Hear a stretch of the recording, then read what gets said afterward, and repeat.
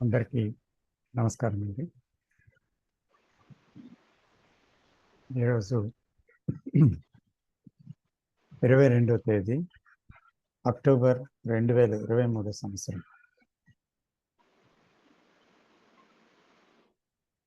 ఈరోజు కొన్ని మార్పులు చేయబోతున్నాము. ఇంకా మన ప్రయాణంలో మరింత లోతుగా వెళ్దాము. ఆ విషయం ముందు మీతో వెల్లడించిన తర్వాత సెషన్ ప్రారంభించేస్తాం.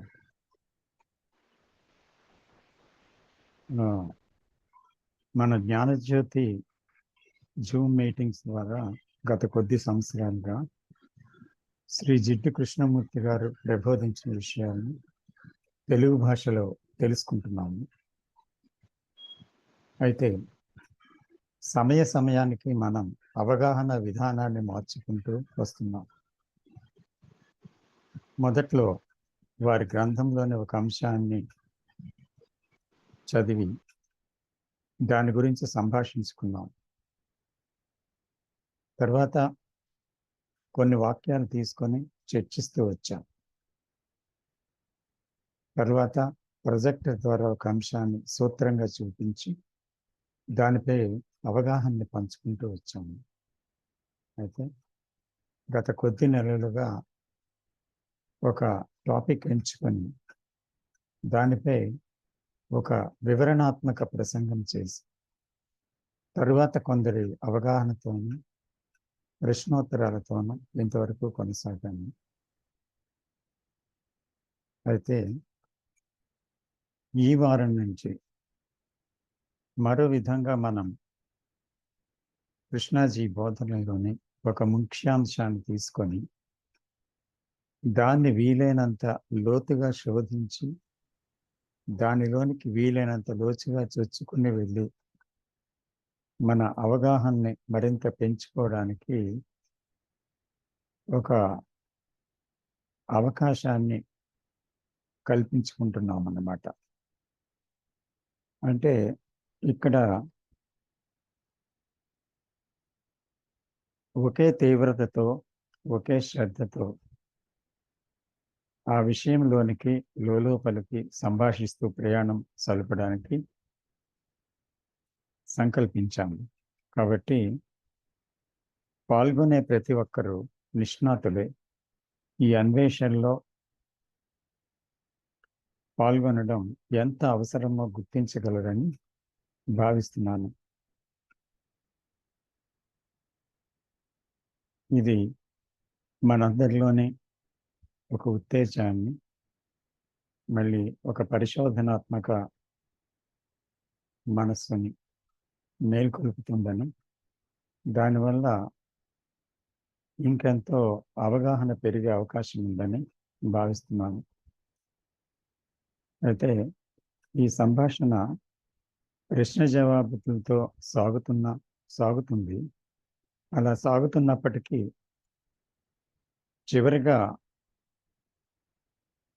చివరికి ప్రశ్నగా సంభాషణ మన మధ్య ముగుస్తుంది. అందరి మధ్య ఆ ప్రశ్న నిలుస్తుంది. అంటే అలా నిలిచిన ప్రశ్నను ఎవరికి వారుగా జవాబు కనుగొనాలి. అంటే అక్కడ జవాబు ఇవ్వకుండా, జవాబు కోసం వెతకకుండా ప్రశ్నతో నిలవాలి.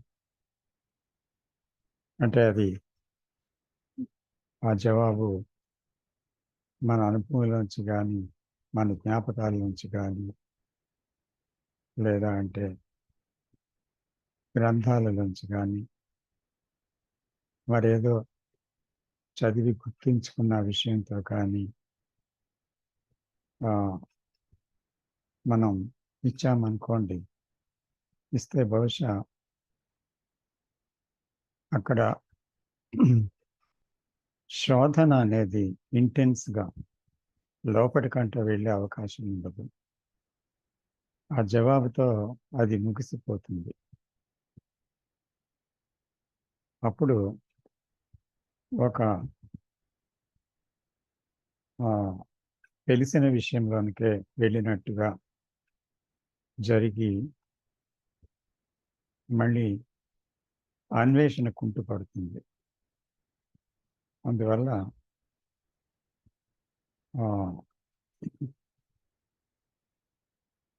అలా కాకుండా మనం ఆ ప్రశ్నతో నిలబడినప్పుడు ఆ ప్రశ్న నుండే జవాబు వెలువడుతుంది. ఒక మొగ్గ దానికదిగా వికసించినట్లుగా మన ఆలోచన విధానాన్ని అంతటిని పక్కకు పెట్టవలసిన అవసరం అక్కడ కనిపిస్తుంది. అలా పెట్టడం వలన అక్కడ ప్రశ్నించేవాడు, జవాబిచ్చేవాడు ఎవరూ లేనందువల్ల పరిశోధనలో ఆలోచన,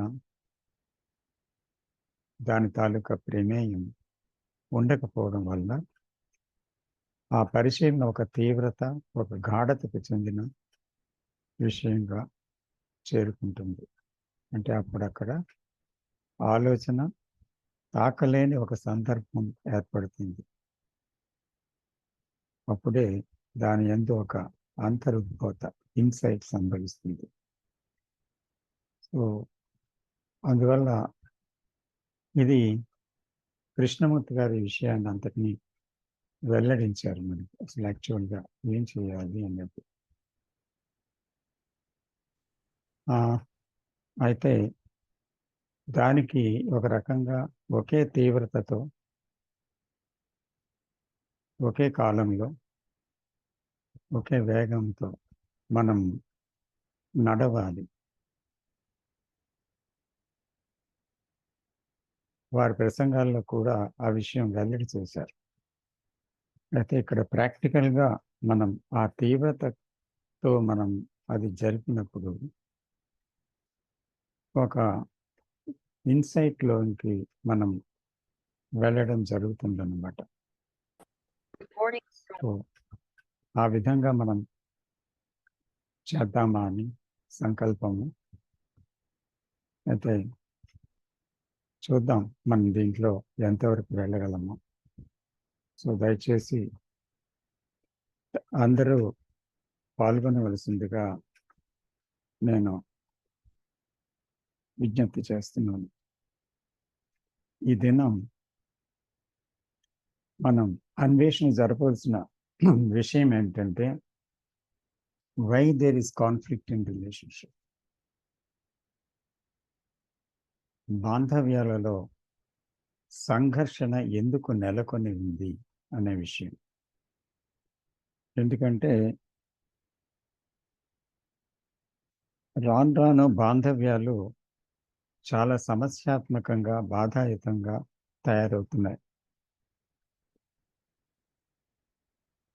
మానవ జీవితం చాలా దుర్భరంగా సాగుతుంది. బాంధవ్యాల విషయం సరిచేసుకోలేక ఎన్నెన్నో బాంధవ్యాలలో సంఘర్షణ, హింస, హత్య, మానసిక రుగ్మతలు, నిరాశ, నిస్పృహలు, విడాకులు, వైషమ్యాలు ఇలాగా చెలరేగుతున్నాయన్నమాట. కాబట్టి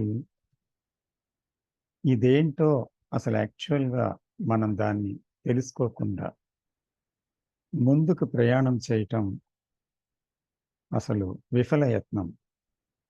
నిశ్శబ్దం ఏంటి, ప్రేమ ఏంటి, కాలాతీతమైన విషయం ఏంటి, దైవం ఏంటి, ఇలాగా మనసుకు ఆవలేనిది, ఇలాంటివన్నీ తెలుసుకోవడానికి పునాదులు లేవన్నమాట యాక్చువల్గా. అందుకని మనం ఏం చేస్తున్నాం, పునాదులు లేని ఒక కట్టడం మీద ప్రయాణం చేస్తున్నట్టుగా కనిపిస్తుంది. కాబట్టి బాంధవ్యాలలో ఒక విషయాన్ని తెలుసుకోవడం మన గురించి అనేది ఒక తను తాను అవగాహన చేసుకోవడానికి, తను అర్థం చేసుకోవడానికి ఒక పునాది లాంటిది. ఆ పునాది లేకపోతే ధ్యానం అనేది, ఇంకా దాని తదితర విషయాలు, నిశ్శబ్దం అనేది, ప్రేమ అనేది, ఆ విషయాల జోలికి వెళ్ళడం వీలు కాదు. అప్పుడు కేవలం ఆదర్శాలుగా మిగిలిపోతాయి. లేదా జీవితంలో ఉన్న స్థితి నుంచి ఒక ఎస్కేపింగ్గా, తప్పికోలుగా మారిపోతాయి. చేత జీవితం అంతా బాంధవ్యాలతో ముడిపడి ఉందని మనం చూడగలుగుతున్నామా? బాంధవ్యం లేని జీవితాన్ని ఊహించగలమా? ఇది మనం మొట్టమొదట మనల్ని మనం వేసుకోవాల్సిన ప్రశ్న. ఇది ఎవరు ఎవరిని అడగటం లేదు, కానీ ఇది ఎవరికి వారు వేసుకోవలసిన ఒక ప్రగాఢమైన ప్రశ్న. బాంధవ్యం లేని జీవితం ఊహించగలము. జీవితం గురించి సమగ్ర అవగాహన కలగాలంటే బాంధవ్యాల గురించి సమగ్ర అవగాహన అవసరం కదా. అలాగే తన గురించి తనకు తెలియాలంటే బాంధవ్యాలలోనే తనని తాను చూసుకోవడం, తెలుసుకోవడం జరుగుతుంది. అందుకని ఇది ఎంత ముఖ్యం అది గుర్తించాలి. అవగాహన ఉన్న చోటే కదా నిజంగా బయటపడడం ఉంటుంది. అనవగాహన అంటే అవగాహన లేకపోతే ఆ చోట భయం, దుఃఖం, సమస్యలు, సవాళ్ళు, సంఘర్షణ, అస్తవ్యస్తత, గందరగోళం ఇవన్నీ ఉండవా? గందరగోళంలో అశాంతి ఉండదా? స్పష్టత లేని జీవితంలో ఒడిదుడుకులు, ప్రమాదాలు సంభవించవా? సమస్యలు రావా? అందుకే బాంధవ్యాలలో ముఖ్యంగా సంఘర్షణ ఎందుకు తలెత్తుతుంది అని కనుక్కోవలసి ఉంది. అవునా? అసలు బాంధవ్యం అంటే ఏమిటి? ఈ ప్రశ్నతో మనం ముందుకు వెళ్తున్నాం. దయచేసి ప్రతి ఒక్కరూ, మనకి ఇదేదో పెద్ద ఫిలాసఫీ కాదు. నిత్య జీవితంలో మనం భార్యతో, భర్తతో, పిల్లలతో, మన కుటుంబంతో, ఇరుగు వారితో, పని మనుషులతో, చుట్టూ ఉండే సమాజంతో ఎలాగా ముడిపడి ఉన్నాం, అలాగే మనతో మనం ఎలా ఉన్నాం, వస్తువులతో ఎలా ఉన్నాం, సమాజంతో ఎలా ఉన్నాం, ఇవన్నీ బాంధవ్యాలు. ప్రకృతితో ఎలా ఉన్నాం. సో దీన్ని బట్టి ఆ బాంధవ్యం అనేది దాని గురించి తెలియటం అంటే జీవితం గురించి తెలియటం అని అనుకున్నాం. అసలు ఈ బాంధవ్యాలంటే ఏంటి? ఈ ప్రశ్నలోనికి మనం వీళ్ళంత లోతుగా వెళ్దామని భావిస్తున్నాం ఈరోజు. సో దయచేసి ప్రతి ఒక్కరూ పాల్గొనవలసిందిగా విజ్ఞప్తి చేస్తున్నాను.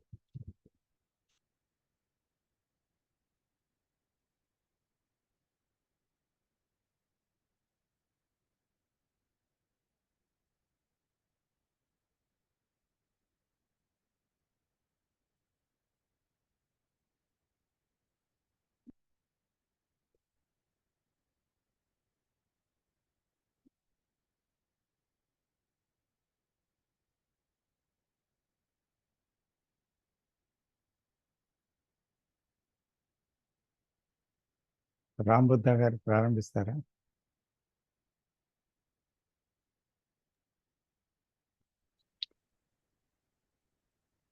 సార్ అందరికీ నమస్కారం సార్. మీరు మంచి టాపిక్ తీసుకున్నారు ఈ వీక్. చాలా ఇంట్రెస్టింగ్ గా ఉంది. నేను అట్లీస్ట్ ఒక 100 మెంబర్స్ అయినా జాయిన్ అవుతాను అనుకున్నాను ఈ టాపిక్ చూసి. Maybe they are busy solving their relationship problems elsewhere. You are right. I have seen the topic and then joined. Okay. It is I know very that. I know that. అవును, Which అందుకే రామకృష్ణ గారు చాలా really తెలివిగా పెట్టారు ఈ needed. పేరు. Yeah, that is true. అంటే topic చూసిన తర్వాత నాకేమనిపించిందంటే maybe we might see lot of audience. ఎందుకంటే ఇప్పుడు నేను అబ్జర్వ్ చేసిన ప్రకారం ఏంటంటే ఒక catchy title or serious problem ఉన్నప్పుడు ఇన్వెస్టిగేట్ చేయడానికి చాలా మంది వస్తున్నారు, మీరు నేను అందరూ. కానీ are we going beyond the statement of the problem? ఎందుకంటే ప్రాబ్లం నుంచి బియాండ్ వెళ్ళినప్పుడే మనకు సొల్యూషన్ ఉంది. దాన్ని మరి నాకు తెలిసి ఏంటంటే కొంచెం పక్కన పెడుతున్నాం. ఎందుకంటే మన కంటిన్యూయస్‌గా ఈ ప్రాబ్లమ్స్ రన్ అవుతున్నాయంటే మనం సొల్యూషన్ పక్క మనం వెళ్ళట్లేదని నాకు అర్థమైంది సార్. సో, మీ ఇంట్రడక్షన్‌లో ఆల్రెడీ మీరు చెప్పారు. రిలేషన్‌షిప్ బాంధవ్యాలంటే బయటికి క్వెషన్ ఎలా ఉందంటే, ఇద్దరు వ్యక్తులు ఒక ఆడ, మగ మధ్యన ఉన్న బాంధవ్యాల్లో ఉన్న ప్రాబ్లమ్స్ అనిపించినా గానీ, ఈ టాక్‌లో ఈ కృష్ణాజీ రిలేషన్‌షిప్ కాన్‌ఫ్లిక్ట్ మీద చాలా సందర్భాల్లో చాలా సార్లు చెప్పారు. చాలా డీటెయిల్‌గా చెప్పారు.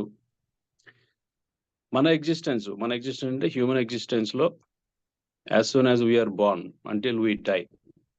Whatever the span. పుట్టిన దగ్గర నుంచి చచ్చిన వరకు ఉన్న 70, 80, 90 సంవత్సరాలు. అంటే అప్పటి వరకు మనం ఉంటే. That is what we call life. Life or living. So, ఈ టైమ్ పీరియడ్‌లో ఏంటంటే, మనం మనిషిగా పుట్టిన తర్వాత ఆబ్వియస్‌గా we are living on planet. ఇక్కడున్నవేంటి జీవచరాలు, చెట్లు, జంతువులు, ఎన్వైర్న్‌మెంట్ మనలాంటి వేరే మనుషులు. సో, అందుకని ఏంటంటే ఆల్రెడీ ఇదే టాపిక్‌లో మనం వెరీ క్లియర్‌గా డివైడ్ చేసుకున్నాం. Your relationships are with 3 main things as long as we live here. First of all ఏంటంటే పీపుల్, థింగ్స్ అండ్ ఐడియాస్. వ్యక్తులు, వస్తువులు, ఆలోచనలు.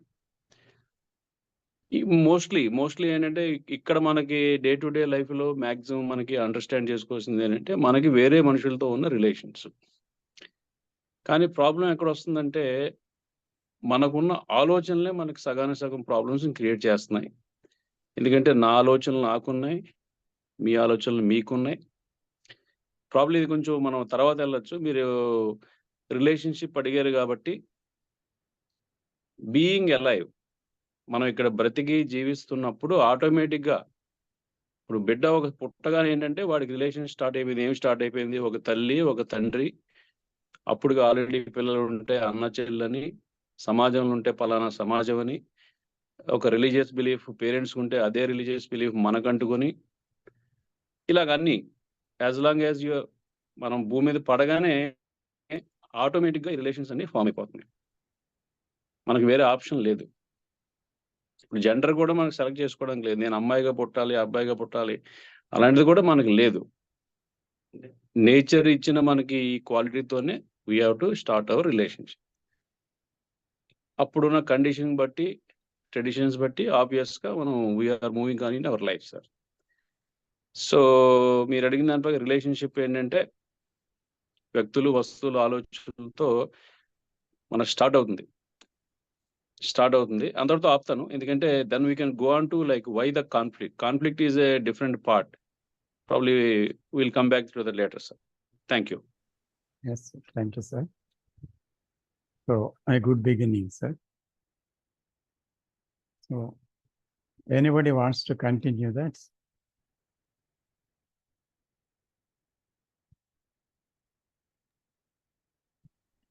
సార్ అది బాంధవ్యాల్లో సంఘర్షణ అనేది ఎప్పుడు వస్తుంది అని అనిపిస్తుందంటే సార్, ఎక్స్‌పెక్టేషన్స్ ఉన్నప్పుడు ఆ సంఘర్షణ వస్తుంది అనిపిస్తుంది సార్. ఎందుకంటే మనం ఎక్స్‌పెక్ట్ చేసినట్టుగా అంటే మనం చెప్పినట్టు ఎదుటి వాళ్ళు వినాలి, మనం చెప్పింది వాళ్ళు చెయ్యాలి అని అమ్మా, అనుకున్నప్పుడు ఒక్క నిమిషం. సార్. సంఘర్షణ అనే దానికి వెళ్ళే ముందు బాంధవ్యాల్లో సంబంధం అనే పదం ఒకటి సూచిస్తుంది కదా బాంధవ్యం అంటే. అవును సార్. అయితే ఈ సంబంధం అనే పదాన్ని మనం తీసుకుంటే అసలు ఏ అర్థంతో దాన్ని వాడుతున్నాం? బాంధవ్యం అంటే సంబంధాలు. మానవుడు తన ఫ్యామిలీతో ఉన్న సంబంధం, తన ఆలోచనలు తనకున్న సంబంధం, అలాగే ప్రకృతితో ఉన్న సంబంధం, సమాజంతో ఉండే సంబంధం, ఇలాగా ప్రతి దాంతో జీవిస్తున్నామంటే ఒక సంబంధం అనేది ఉంది కదా. ఉంది. సంబంధం లేని జీవితం ఏం లేదు. కాబట్టి మొదట సంఘర్షణ అనే దానికి వెళ్ళే ముందు మనం నెమ్మదిగా వెళ్దాం ఈ అన్వేషణలో. సంబంధం అనే పదం ఏ అర్థంతో మనం వాడుతున్నామని అని ముందుగా వెళ్దాం. సో దాని గురించి మీరేమైనా చెప్తారని. సంబంధం మెయిన్ అని అనిపిస్తుంది సార్. అంటే ఆ ఇప్పుడున్న రిలేషన్ సంబంధాలు అవును సార్. ఇప్పుడున్న సంబంధాల్లో అవును. యాక్చువల్గా ఏముంది? అసూయ ఉందా, ద్వేషం ఉందా, భయం ఉందా, దుఃఖం ఉందా, సంఘర్షణ, గందరగోళం, స్వార్థ చింతన,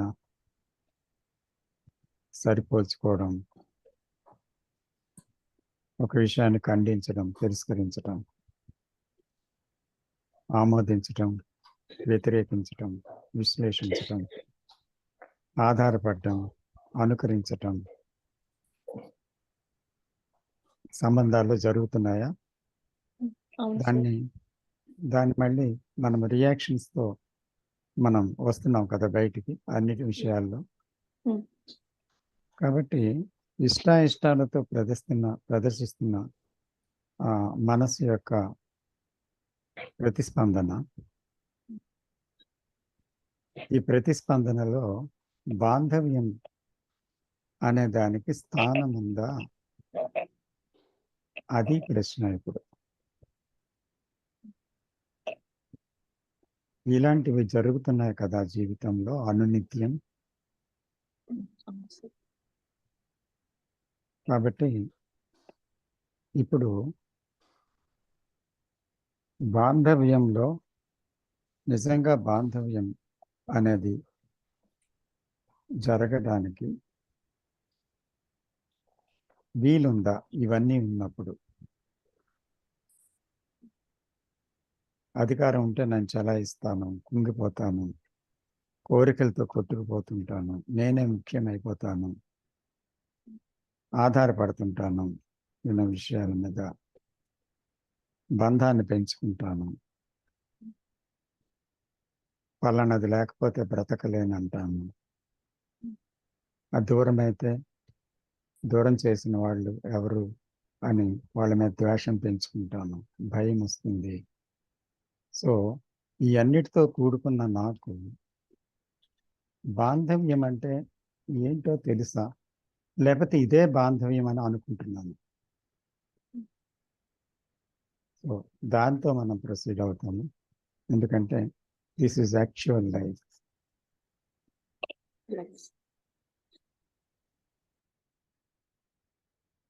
చెప్పండి లక్ష్మి గారు.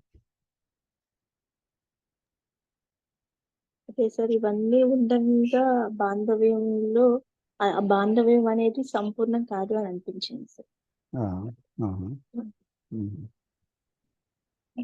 సంపూర్ణం కాకపోవడం కాదు, నిజంగా ఇద్దరి మధ్య బాంధవ్యం అంటే ఏ అరమరికలు లేనటువంటి ఒక నేరైన సంబంధం, మధ్యలో ఏవో విషయాలు కాకుండా ఒక నేరైన సంబంధం. ఈ సంబంధంలో ఏం జరుగుతుంది అసలు యాక్చువల్గా? అంటే అటువంటి సంబంధం ఉందా మనకి?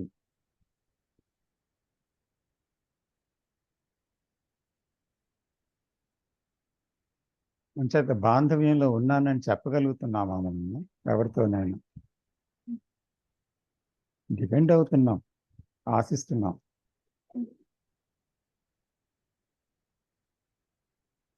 ఒకరి మీద ఇక్కడ ఏం జరుగుతుంది?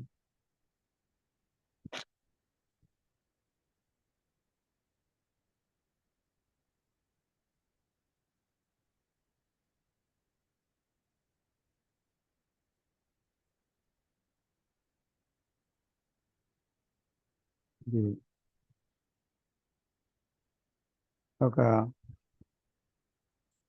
ఈ ప్రశ్న మన జీవితాల్లో వేసుకొని మనం చూడవలసిన ప్రశ్న అన్నమాట. ఇక్కడ నన్ను మీరు కానీ, మిమ్మల్ని నేను కానీ ప్రశ్నించడం లేదు ఇక్కడ. కానీ ఈ ప్రశ్న మనకి వేసుకోవాలి. ఇవన్నీ ఉన్న నాలో నిజంగా బాంధవ్యం అనేది ఉందా? నాకు తెలుసా బాంధవ్యం అంటే?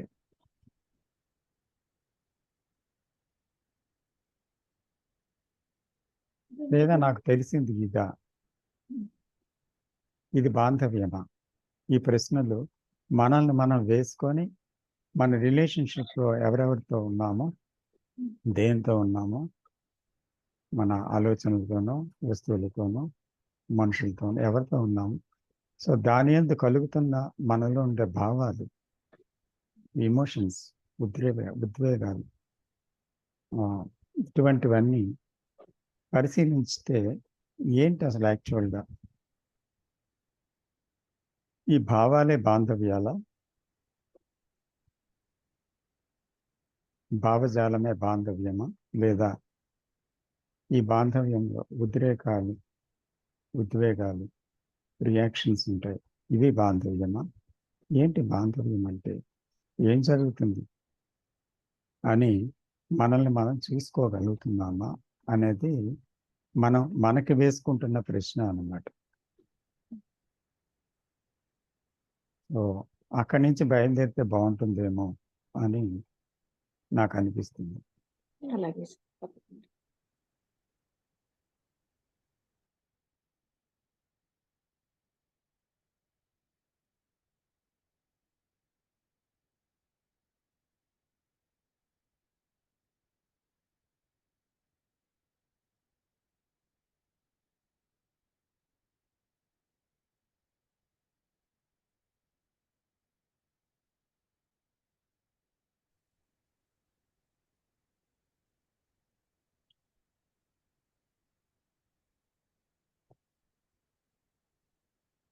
Please continue sir. Sir Satyanarayana. Satyanarayana గారు నమస్తే సార్, చెప్పండి. నమస్తే అండి, అందరికీ నమస్కారం. ఈరోజు మీరు తీసుకున్న టాపిక్ యాక్చువల్లీ దిస్ టాపిక్ గురించి దాదాపు 20 years క్రితం నేను దీంట్లో చాలా లోతుగా వెళ్ళటం సంభవించింది. ఎందుకు అనంటే అసలు ఎక్కడి నుంచి స్టార్ట్ అవుతుంది ఈ విచారణ అనేటటువంటిది, అంటే నా విషయంలో పర్సనల్ గా నాలో దుఃఖం కలిగినప్పుడు అసలు ఈ దుఃఖం ఎందుకు వస్తుంది అని అంటే వన్ ఆఫ్ ద రీజన్స్ ఈ బాంధవ్యాల్లో నుంచి వస్తుంది అనేటటువంటిది గమనించాం. అది family relationships mainly, of course. ఇప్పుడు తల్లి మనకి బంధం అనేది అక్కడ ఏర్పడుతుంది. అది ఇక నేచర్ ప్రసాదించినటువంటి బంధం. దాంట్లో మనకు పెద్దగా ఫ్రీడమ్ అనేది లేదు. ఓకే, ఇప్పుడు ప్రస్తుతం అంటే ఆ టైంలో నేను చిన్నప్పటి నుంచి గమనించింది ఏంటంటే, ఈ బంధుత్వాలని క్లోజ్ గా మనం గనక గమనిస్తే, అంటే నా ఫ్యామిలీలో నేను గమనించిన దాన్ని బట్టి ఏ ఒక్కరికి కూడా ఉండవలసినటువంటి రియల్ ప్రేమ, ఆప్యాయత అనేవి చాలా తక్కువ మోతాదులో ఉన్నాయని ఆ రోజునే గమనించాను. నా వెరీ చైల్డ్హుడ్. ఫర్ ఎగ్జాంపుల్, ఇప్పుడు ఆంట్ గనక ఇంటికి వస్తే బ్రదర్ మీద, లేకపోతే నేను గనక వాళ్ళ ఇంటికి వెళ్తే తండ్రి మీద ఏదో ఒక పితూరులు చెప్పటం, ఆయన అట్లా ఈయన ఇట్లా అని ప్రాపర్ గా బంధుత్వం అంటే తల్లి కొడుకు వీళ్ళ మధ్యనే సరైనటువంటి understanding, not understanding, the real love. Real love అంటే ఏమిటి అని అంటే, తన కొడుకు బ్రతుకుతాడు అనుకుంటే తల్లి దేహత్యాగం చేయటానికైనా సరే వెనకాడినటువంటి ఆ పవిత్ర ప్రేమ అంత లెవెల్కి కాకపోయినా కూడా అట్లీస్ట్ ఆ కళ్ళల్లో వెలుగు, మనల్ని చూసినప్పుడు హత్తుకునేటటువంటి విధానం, ఇటువంటివన్నిటికంటే కూడా వీళ్ళందరూ ఒక మూసలో, అంటే వాళ్ళలో వాళ్ళు బంధింపబడి ఉన్నారు అనేటటువంటిది గమనించారు. అంటే they have more relationship with their own ego, అంటే దేర్ క్రియేటెడ్ ఈగో. అది ఎలా ఏర్పడింది అన్నది ఇక వాళ్ళు పెరిగిన వాతావరణం, వాళ్ళ యొక్క సంస్కారాలు అన్ని ఏదైనా కానివ్వండి, ఒక్కొక్క వ్యక్తి ఒక్కొక్క రకంగా రియాక్ట్ అవడం. అసలు ఏమిటి, ఎందుకు ఇలా ఉన్నామనే ఆలోచన కంటే కూడా ఎవరు మన మీద ఒక విషయం అంటే ఒక మాట అంటున్నారు, దానికి మనం ఎలా రియాక్ట్ అయిపోవాలి, ఎక్కువ ఇటువంటివి. సరే, ఇంకొకటి తండ్రి ప్రేమ. నాకు అబ్జర్వ్ చేసే కొద్దీ ఇది ఎలా ఉంటుందంటే మోర్ ఆఫ్ లైక్ ఇప్పుడు చికెన్ ఫామ్ ఉందనుకోండి, ఈ చికెన్ ని యొక్క చివరి గోల్ ఏంటి, దాన్ని అమ్ముకోవాలి, దాన్ని క్యాష్ చేసుకోవాలి, లేకపోతే దాని మీద బిజినెస్ చేయాలి.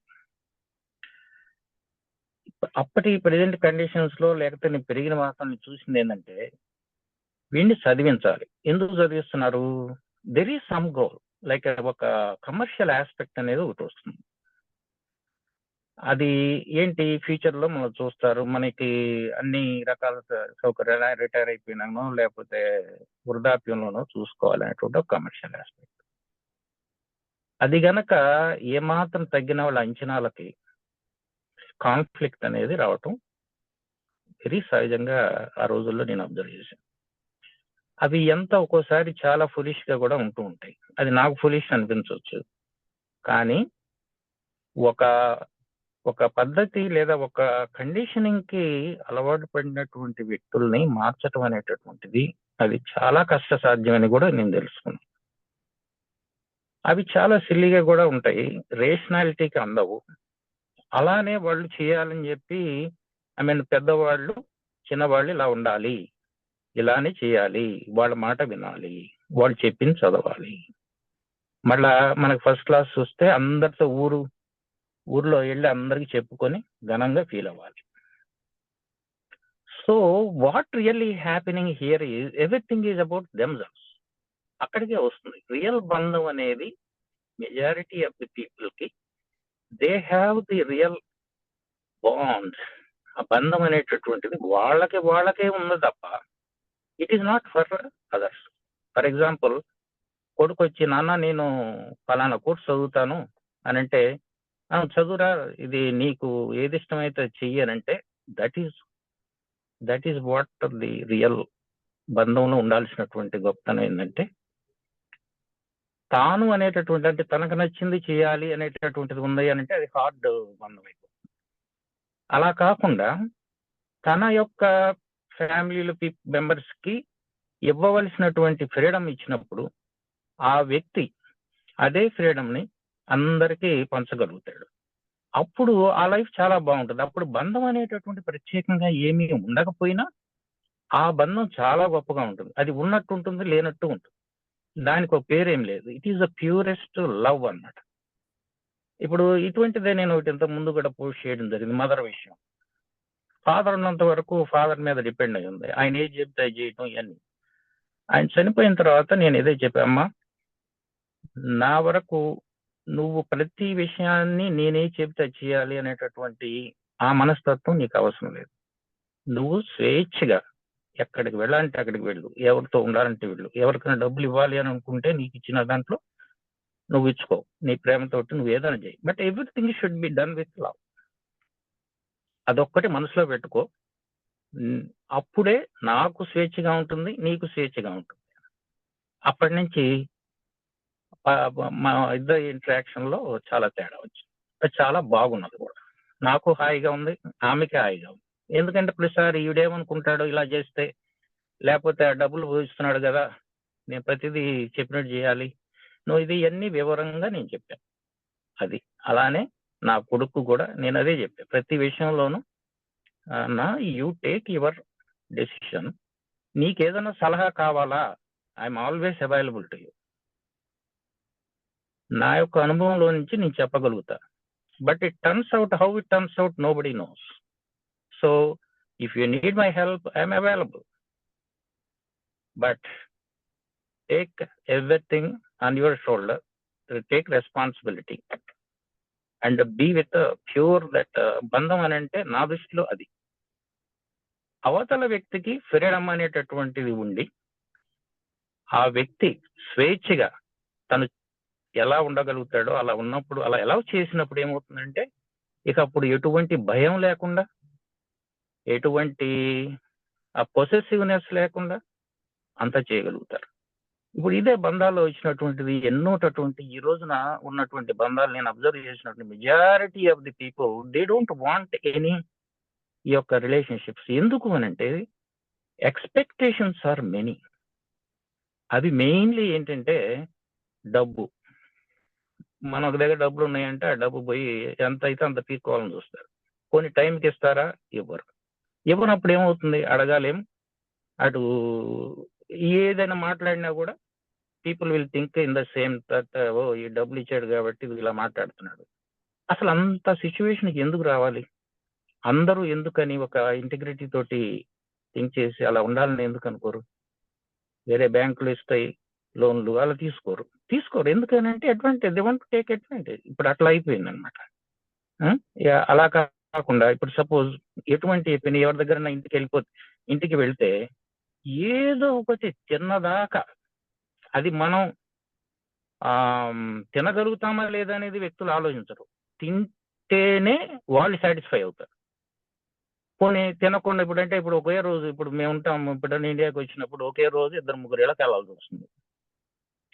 బిగ్గెస్ట్ ప్రాబ్లమ్ ఈస్ ఎలా డీల్ చేయటం అనేది. అంతేగాని ఆ లవ్ తోటి ఎఫెక్షన్ తోటి మనం వెళదాము అని అనిపించాలి అని అంటే అవతల వైపు కూడా ఫ్రీడమ్ ఉండాలి. లేదు, అట్లా కాదు. నువ్వు వెళ్ళిన ప్రతి చోట తినాల్సిందే, తొక్కేయాల్సిందే. తినకపోతే మా ఇంట్లో తింటారు, లేకపోతే తిను తిను తిను అని ఒకటే ఇది అవుతాడు. ఒక మనిషి ఎంతవరకు తినగలుగుతాడు? ఇవన్నీ నేను చాలా వరకు చెప్పి చెప్పి చెప్పి ఎంతో కొంత మార్చగలిగాను. ఇది కాదు పరిస్థితి, ఇలా ఉండదు కదా.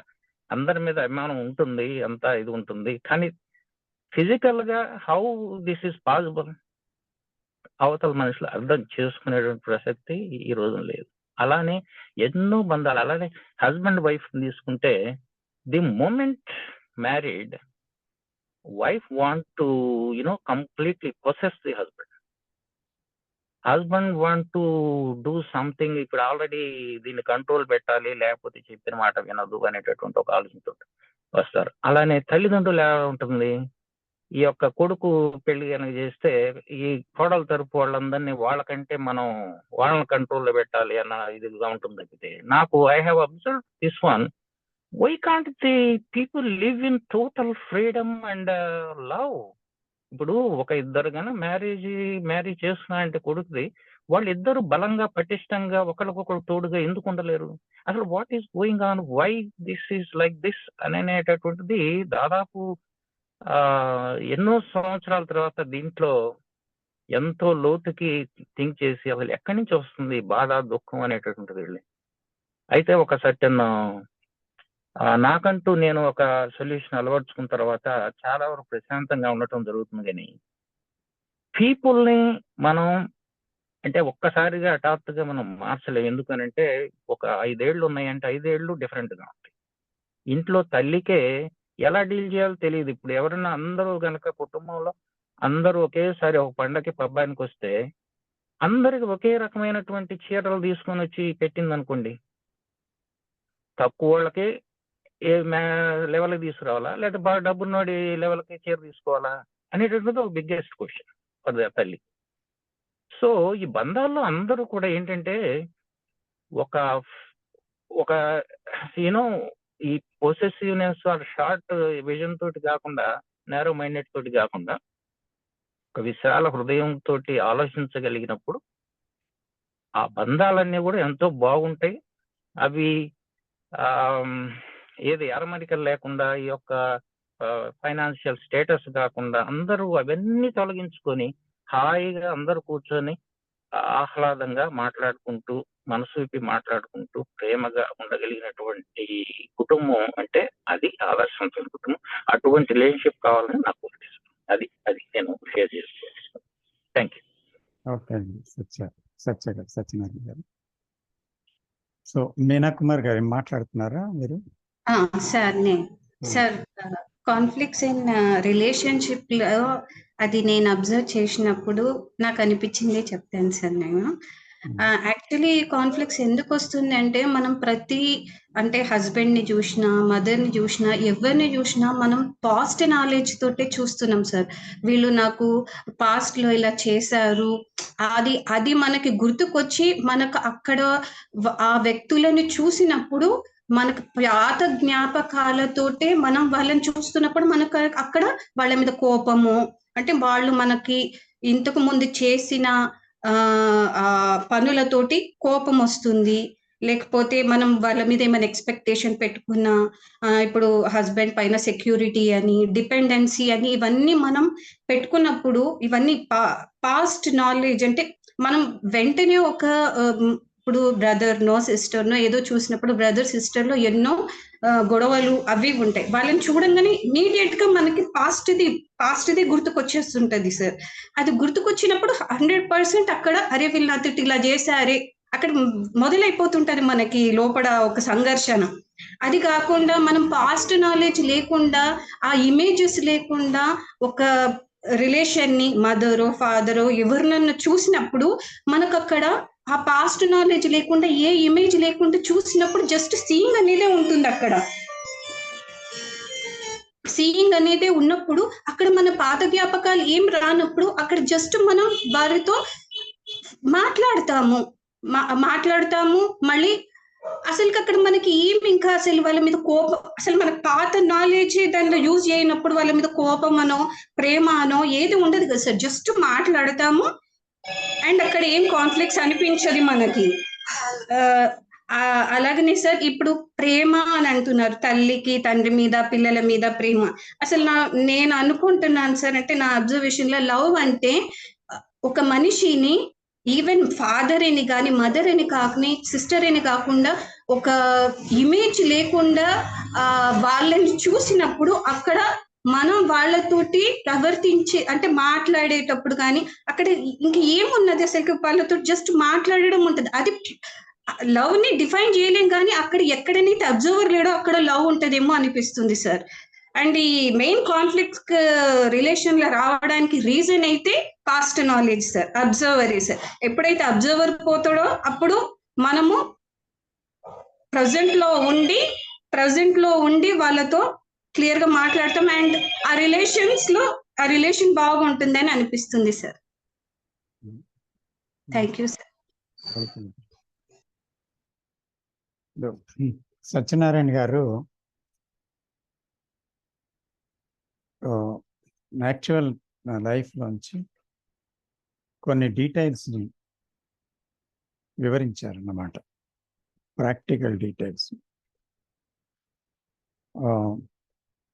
It's not from any teaching, but what is that అనేటువంటిది ఏం చూశాను అనేది చెప్పారు. గుడ్. అయితే ఇదంతట్లోనే చూస్తే మనకేమనిపిస్తుంది, ఒక self interest, self motive, self fulfilment, దీనికోసమే ప్రతి ఒక్క రిలేషన్షిప్లోనే ప్రతి ఒక్కరూ ప్రవర్తించటం వల్ల ఎవరి సెల్ఫ్ వాళ్ళకే ముఖ్యమైపోయింది. ఎవరు fulfilment of their ambition or goal అది ముఖ్యమైపోయింది.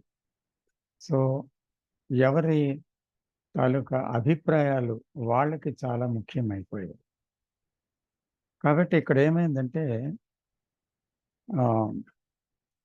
There is no freedom in that relationship. ఎందుకంటే ఫ్రీడమ్ అంటే ఒక రకమైన ప్రతి దాన్ని చూడగలిగే ఒక స్వేచ్ఛ.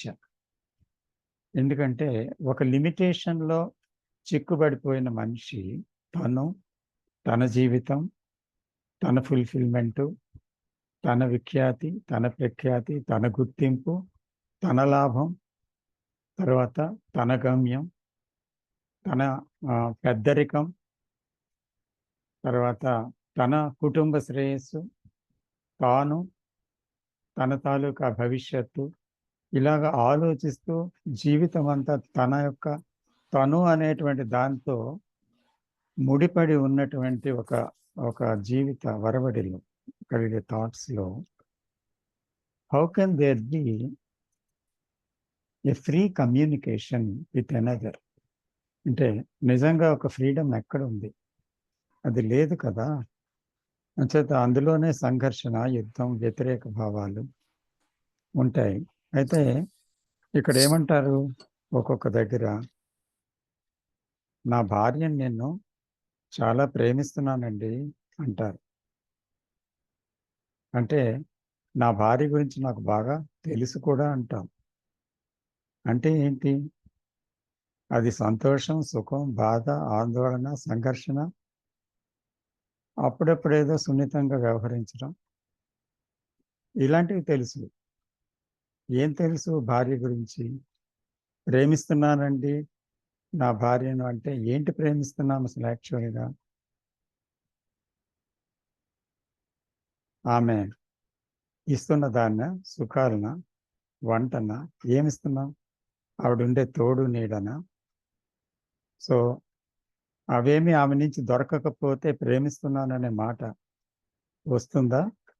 సో ఆ ప్రేమకు అర్థం ఏంటి అసలు? అంచేత ప్రేమ అనే విషయం యాక్చువల్గా తెలుసా?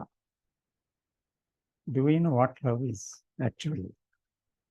ఎందుకంటే బంధాల మధ్య ఇన్ని రకాల వైషమ్యాలు, రాగద్వేషాలు, పగ, ప్రతీకారం, సంఘర్షణ, ఒక యుద్ధ వాతావరణం, వ్యతిరేక భావాలు, ఇవన్నీ కలుగుతున్నాయి అంటున్నాం కదా. మనం చూస్తున్నాం కూడా, అనడమే కాదు, డైలీ లైఫ్లో చూస్తున్నాం అది మానవ జీవిత సంబంధాల్లో. సో అలాగా ప్రతి ఒక్కరిలో, నాలో, మీలో, అందరిలో ఉన్నటువంటి ఒక విషయం కొనసాగుతుందని చూడగలగటం. అలా చూసినప్పుడు ఏమవుతుంది? యాక్చువల్గా I begin with my self. ఇది నా భార్యలో ఉందా, నా తల్లిలో ఉందా, నా తండ్రిలో ఉందా, లేకపోతే నా కొడుకులో ఉందా ఆ వైషమ్యం లేదా స్వార్థం అనేది ఏంటి అసలు? అదే మనం చూసి దాని గురించే మాట్లాడుతున్నాం. మా బంధువులు ఇలాంటి వాళ్ళు, మా అక్క చెల్లెలు ఇలాంటిది, నా మేనకోడలు ఇలాంటిది, నా భార్య అలాంటిది, లేకపోతే నా పిల్లలు, నాకు తెలిసిన ఇంకో కుటుంబం ఇలాంటిది అని మనం ప్రతి ఒక్కరిని వారి గురించి ఏవో అభిప్రాయాలతో వేలెత్తి చూపిస్తున్నాం. యాక్చువల్గా are we able to see ourselves and what is happening in అస్?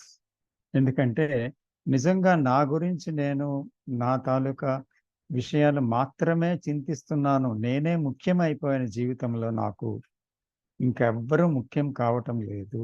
అందుకనే నా మాటలు, నా చేష్టలు, నా ఆలోచన విధానం అంతా ఆ వైపే సాగుతుంది. ఇదే నన్ను చుట్టూ ఉండే వారితో, చుట్టూ ఉండే విషయాలతో, ప్రకృతి అన్నిటితో వేరు చేస్తుంది నన్ను అనే విషయాన్ని మనం చూడగలుగుతున్నామా? నిజంగా ఇది తరిచి తరిచి ప్రతి నిమిషం, ప్రతి బాంధవ్యములో, ప్రతి ఆలోచన విధానములో, ప్రతి చర్యలో మనం చూడగలుగుతున్నామా అనేది ప్రశ్న అన్నమాట. So we have to start from there, isn't it? So అది మనం చూడగలిగితే ఏమవుతుంది అక్కడ? ఇది మనం గమనించాలి. తర్వాత మీనా కుమారి గారు అనే విషయంలో కూడా ఇక్కడ ఎవరికి వారు తమ అభిప్రాయాల్లో ఉన్నారు. నా అభిప్రాయాలు నావి, నా భార్య అభిప్రాయాలు నావి, ఆవిడ ఇలాగా. అలాగే నా భార్యకు నా గురించి కొన్ని అభిప్రాయాలు ఉన్నాయి, తన గురించి ఉన్నాయి, నాకు ఉన్నాయి, నా మీద, అలాగే ఆమె మీద ఉన్నాయి. అలాగే ప్రతి ఒక్కరి ఉండే సంబంధాలతో ఏమవుతుందంటే, మానవ సంబంధాల్లో ఈ అభిప్రాయాలు అనేవి వాటితోనే మనం చూడగలుగుతున్నాం. దాంట్లోనే ఒక నిశ్చయం, నిర్ణయం తీసుకున్నాం ఆ అభిప్రాయంలో. సో అభిప్రాయాలు అనేవి నిజంగా ఏంటి అంటే, ఒక సంఘటన ద్వారా, ఒక ప్రవర్తన వడి ద్వారా, లేకపోతే ఏదో ఒక విషయంలో ఏర్పరచుకున్నది జీవితంలో ఒక అభిప్రాయం. ఇలాంటి వాడు ఇతను, అలాంటి వాడు, అలాంటి ఆమె అని, ఇలాంటి వాడిని నేను అని. సో ఈ అభిప్రాయమే సంఘర్షణకి దారి తీస్తుందా, ఇది చూడాలి. అలాగే నా మీద నాకుండే ఇమేజెస్, నేను అనేటువంటి దాని మీద నాకుండేది, దీనివల్ల నేను ఎవరైనా తక్కువ చేసి మాట్లాడితే హర్ట్ అవుతున్నానా, లేకపోతే పొంగిపోతున్నానా? సో నా సంబంధాలు ఈ రెండిటి మధ్య, అంటే ఒక వాళ్ళిచ్చే పొగడ్తనో లేకపోతే అవమానాన్ని తీసుకొని దాన్ని బట్టి ఇతరులతో ఉంటుందా, ఏం జరుగుతుంది అసలు బాంధవ్యంలో అనేటువంటిది ఒక ప్రశ్న అన్నమాట. అయితే ఇటువంటివన్నీ కూడా మనము చెయ్యగలుగుతున్నామా అనేది, చూడగలుగుతున్నామా అనేది ముఖ్యం అన్నమాట. అంటే ఒక తొందరగా ఒక తీర్మానానికి వచ్చేసామనుకోండి, అన్వేషణ ఆగిపోతుంది. కాబట్టి ఇక్కడ మనం ఏం చేస్తున్నామంటే, we are seeing into ourselves, our own thoughts, our own reactions. We can see them only in relationship. So బాంధవ్యాలు అందుకు చాలా ముఖ్యంగా తోడ్పడ్డాయి, అవి అవసరం. కాబట్టి బాంధవ్యాలలోనే నిజంగా ఏం జరుగుతుంది అనేది, మనమేంటి అనేది మనకు అర్థమవుతుంది. సో కాబట్టి బయట ఉన్నదే లోపట ఉంది, లోపట ఉన్నదే బయట ఉంది. కాబట్టి మనల్ని మనం అర్థం చేసుకుంటేనే కదా, if I can understand my self completely, I can also understand my wife. I can also understand the nature. I can also understand the other things. So, అందుకని ఒక విషయం ముందు అర్థం చేసుకోవడం అనేది, నన్ను నేను అర్థం చేసుకోగలనా, అంటే బాంధవ్యాలు ఎంతవరకు దాంట్లో ఉపయోగపడుతున్నాయి. ఎందుకంటే స్పష్టత లేకపోవడం వల్లనే జీవితంలో గందరగోళం ఉండబట్టే, కన్ఫ్యూజన్ ఉండబట్టే మన జీవితంలో అనేక రకాలుగా వ్యవహరించటం జరుగుతుంది. అంటే అందులో సెల్ఫ్ మోటివ్ అనేది ఒకటి ఉంటుంది, తర్వాత సెల్ఫ్ ఫుల్ఫిల్మెంట్ అనేది ఉంటుంది, తర్వాత నా కోసం అనే దాంట్లో ఒక వైలెన్స్ ఉంది.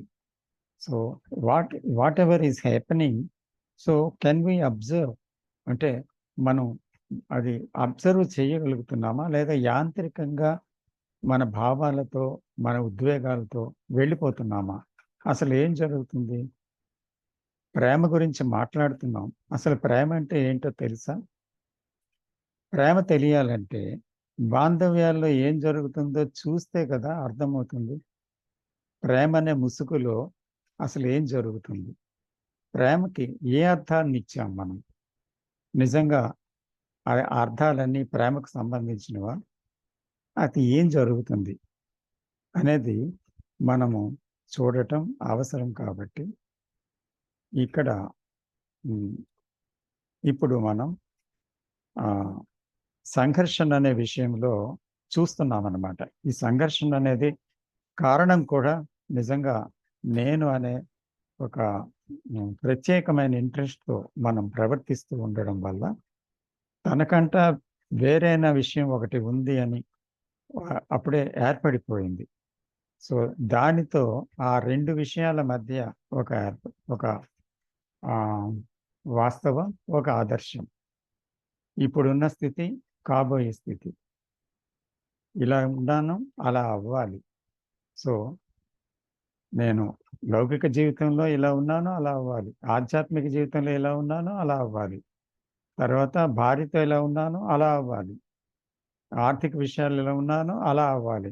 ఇలా ప్రతి దేంట్లో చూసినా సరే ఇప్పుడు ఉండే వాస్తవం, కాబోయే విషయం, ఇలా రెండు విషయాలు పెట్టుకోవడం వల్ల నిజంగా సంఘర్షణ వస్తుందా? ఏం జరుగుతుంది? దాంట్లో కొంచెం వెళ్దాం.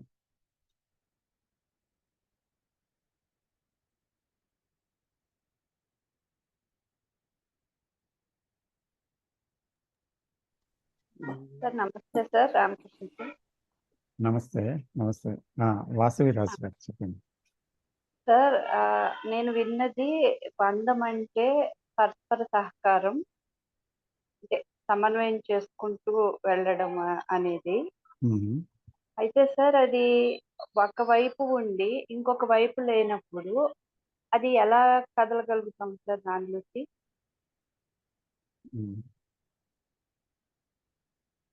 సార్ ఇక్కడ ఇంకొకటి చెప్పండి. కొంతమంది దగ్గర చాలా అంటే ఉంటుంది, అంటే మా సిస్టర్ ఉంది సార్, తనతో నాకు చిన్నప్పటి నుంచి కూడా చాలా అంటే బాండింగ్ ఏంటి అంటే ఇద్దరు కూడా ఎక్కువగా మాట్లాడుకోక్కర్లేదు, ఎక్కువగా ఇలా అనుకోక్కర్లేదు, కానీ ఇద్దరు కూడా కలిపి ఒక విషయం ఒకలాగే ఆలోచిస్తాం, ఒకరికొకరు అన్ని షేర్ చేసుకుంటాం. కేర్ కేర్ అంటే అవతల వాళ్ళని ఫ్రీడమ్ దెబ్బతినకుండా చాలా స్మూత్ గా కదులుతాం సార్. ఇష్టం లేదు అంటే అర్థం చేసుకుంటాం, కానీ నా మాట వినలేదు అనేది కూడా ఎప్పుడూ రాదు. అయితే ఇది ఇక్కడ ఇలా కదలడం ఇక్కడ వచ్చినట్లు మిగిలిన దగ్గర రావట్లేదు.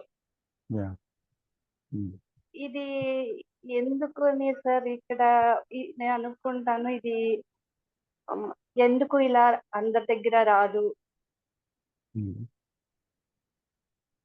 అదే మంచి ప్రశ్న అమ్మా. నిజంగా ఇటువంటి ప్రశ్నలతోనే మనం ముందుకు వెళ్ళాలి. కారణం ఏంటంటే బాంధవ్యాలు అనేవి, దాంట్లో ఏం జరుగుతుంది అనేది మనం ప్రత్యక్షంగా చూసి మాట్లాడుతున్న విషయం ఇది కదమ్మా వాసవి గారు. సో కాబట్టి ఇక్కడ పూర్వం మొదటి విషయం తీసుకుంటే ఒక తండ్రి లేకపోతే ఒక గ్రంథం లేకపోతే ఒక సనాతన విషయం చెప్పింది, భర్తని చాలా జాగ్రత్తగా చూసుకోవాలి, అతని ప్రత్యక్ష దైవంలాగా మనం అతని అనుసరించి వెళ్ళాలి జీవితాంతం, తాళి కట్టిన భర్త అని. సో కాబట్టి అతనికి అనురాగం ఇవ్వాలి, ప్రేమ ఇవ్వాలి, సహనం ఉండాలి, భార్యకి చక్కదిద్దుకోవాలి. ఇలాంటివన్నీ సూత్రాలు తెలుసుకొని ఒక భార్యగా నడిచినప్పుడు అవతలి వ్యక్తి దాని నుంచి అటువంటిది దానికి వ్యతిరేకంగా భార్యని ట్రీట్ చేస్తున్నప్పుడు అది ఎలాగా తీసుకోవడం, అది ఎలాగా అనేది ఒక ప్రశ్నగా మీరు అడిగినట్టు నాకు అర్థమైంది మొదటిది. అలా అయితే ఇప్పుడు చూడండి, నేనే గ్రంథాలు చదవలేదు అనుకుందాం, ఏ పెద్దలు నాకు సూచించలేదు ఇలా చేయాలి అలా చేయాలి. సో ఇప్పుడు ఏమైంది, వివాహం అయింది. వివాహం అయిన తర్వాత నా భర్త నా భార్యతో బాంధవ్యాలు సరిలేకపోతే నాకేమొచ్చింది అక్కడ అంటే, మా ఇద్దరి మధ్య సయోధ్య లేకపోతే అక్కడ సంఘర్షణ వచ్చింది, బాధ వచ్చింది, దుఃఖం వచ్చింది, భయం వచ్చింది. ఒక్కొక్కసారి విడాకుల వరకు వెళ్ళే అవకాశం వచ్చింది. అయినా సమాజం దృష్టిలో పెట్టుకొని, తర్వాత కుటుంబం దృష్టిలో పెట్టుకొని, గౌరవం దృష్టిలో పెట్టుకొని నిలదొక్కుకోవాల్సి వచ్చింది అని చాలామంది అంటారు. అయితే ఈ విషయం అంతా మనం చూస్తే ఏమవుతుంది అసలు యాక్చువల్గా అంటే, ఇక్కడ ఒక బాంధవ్యంలో ఏముంది అని మనం చూస్తే ఒకరి మీద ఒకరు ఆధారపడుతున్నాం. అంటే ఒక సెక్యూరిటీ కోసం భర్త అనేవాడు ఉండాలి, పోషించాలి. ఒక విధంగా అతని ఆసరా, అతని అండ ఉంటే జీవితం సాగుతుంది అని ఆధారపడ్డం. అలాగే భార్య అనేది ఉంటే నాకు అన్ని విధాలుగా సుఖాన్ని ఇస్తుంది, ఆహారం పెడుతుంది, అన్నీ చేస్తుంది. కాబట్టి ఆమె సాంగత్యంలో నేను హాయిగా ఉంటాను అనుకొని భర్త భార్య మీద, భార్య భర్త మీద ఆధారపడుతుంది. ఆధారపడడం అనేది ప్రేమ కాదు అని తర్వాత తెలుస్తుంది. ఎందుకంటే ఈ ఆధారపడే విషయాలు అతని నుంచి దక్కకపోతే ఆ భార్యకి అతని మీద వైషమ్యం చెలరేగుతుంది. అలాగే భార్య నుంచి తను ఎక్స్పెక్ట్ చేసిన విషయం దొరకకపోతే భర్తకి కూడా కొంచెము విరుద్ధ భావాలు భార్య మీద రాక తప్పవు. కాబట్టి ఏమవుతుంది ఇక్కడ ఆ నిజంగా అక్కడ ప్రేమ అనేటువంటి విషయంతో ఏం జరుగుతుంది? ఒక్కోసారి అసూయ రావచ్చు, ద్వేషం రావచ్చు, భయం వస్తుంది, తర్వాత సంఘర్షణ వస్తుంది. సో సంఘర్షణ, అసూయ, ద్వేషము, భయం, దుఃఖము, ఈ వీటికి ప్రేమ అనేది తెలుసా? ప్రేమ ఉన్నప్పుడు ఇవి ఉంటాయా? అవి ఉంటే ప్రేమ ఉంటుందా? అయితే ప్రేమ ఉండాలి, లేకపోతే అవి ఉండాలి. కానీ మనం ఏమంటామంటే నాకు అంత ఇది లేదు, అప్పుడప్పుడు ఏదో మాటలు అనుకుంటాం, కానీ నా భర్త అంటే నాకు ప్రేమేనండి అంటది భార్య. భర్త కూడా అలాగే మాట్లాడతారు. అంటే అప్పుడప్పుడు ద్వేషం, అప్పుడప్పుడు భయం, అప్పుడప్పుడు కోపం వస్తే రావచ్చు, కానీ నేను ప్రేమిస్తున్నాను. అదేంటి అర్థము? దాంట్లో ఏదైనా అర్థం ఉందా? అంటే తన ఆసరా కోసం నిలబెట్టుకుంటున్నాడు కాపురాన్ని. తన పొజెసివ్నెస్ కోసం, తన సపోర్ట్ కోసం ఆ కాపురాన్ని సరిపెట్టుకొని నిలబెట్టుకోవడమే ప్రేమ. లేదా అంటే భరించడమే ప్రేమ. లేకపోతే ఏంటి ప్రేమ అంటే యాక్చువల్గా? అంటే తన గురించి తానే ఆలోచిస్తున్నప్పుడు భార్య, తన గురించి తానే ఆలోచిస్తూ ఎక్కువగా ఉన్నప్పుడు భర్తకి ప్రేమ ఉందా? అంటే ఒక ఇష్టం వచ్చింది, ఒక నగలు కొనేసి, ఒక చీరలు మంచివి కొనేసి పొగిడేసి, ఒక ఇద్దరి మధ్య సంఘర్షణ వచ్చింది, దాన్ని ఏదో రకంగా రూపుమాపి కలిసిపోయడానికి ప్రయత్నం చేసి దేనికో సుఖం కోసమో దేనికోసమో, అలాగే ఒక ఏదో ఒక దాన్ని ఎరగా చూపించి పిల్లలకి ఎలాగైతే మనం దాన్ని మర్చిపోయేటట్టు చేస్తాము, అలాగే ఒక బహుమానం, ఒక పొగడ్త, ఒక ఏదో ఒకటి చేసి బాంధవ్యాల్ని మనం నిలబెట్టుకోవడానికి ప్రయత్నిస్తే అది ప్రేమ అవుతుందా? అంటే నా భర్త ఎంతగా చూస్తున్నాడు అని కొన్ని కుటుంబాలు చెప్తాయి. ఎందుకంటే భార్యని ఆ విధంగా అంత బాగా చూడకపోతే అతన్ని తాగుడు నుంచి, లేకపోతే జోదము, లేదా మరొక అలవాటు, ఇలాంటి అలవాట్లు, చిల్లర అలవాట్లకి ఆవిడ అనుమతించదని, ఆవిడికి మర్చిపోయేటట్టు, ఆ విషయాలు మర్చిపోయేటట్టు, తను ప్రేమిస్తున్నట్టు, లాలిస్తున్నట్టు చూసే భర్తలు నాకు తెలుసు. అలా ఉన్నారు.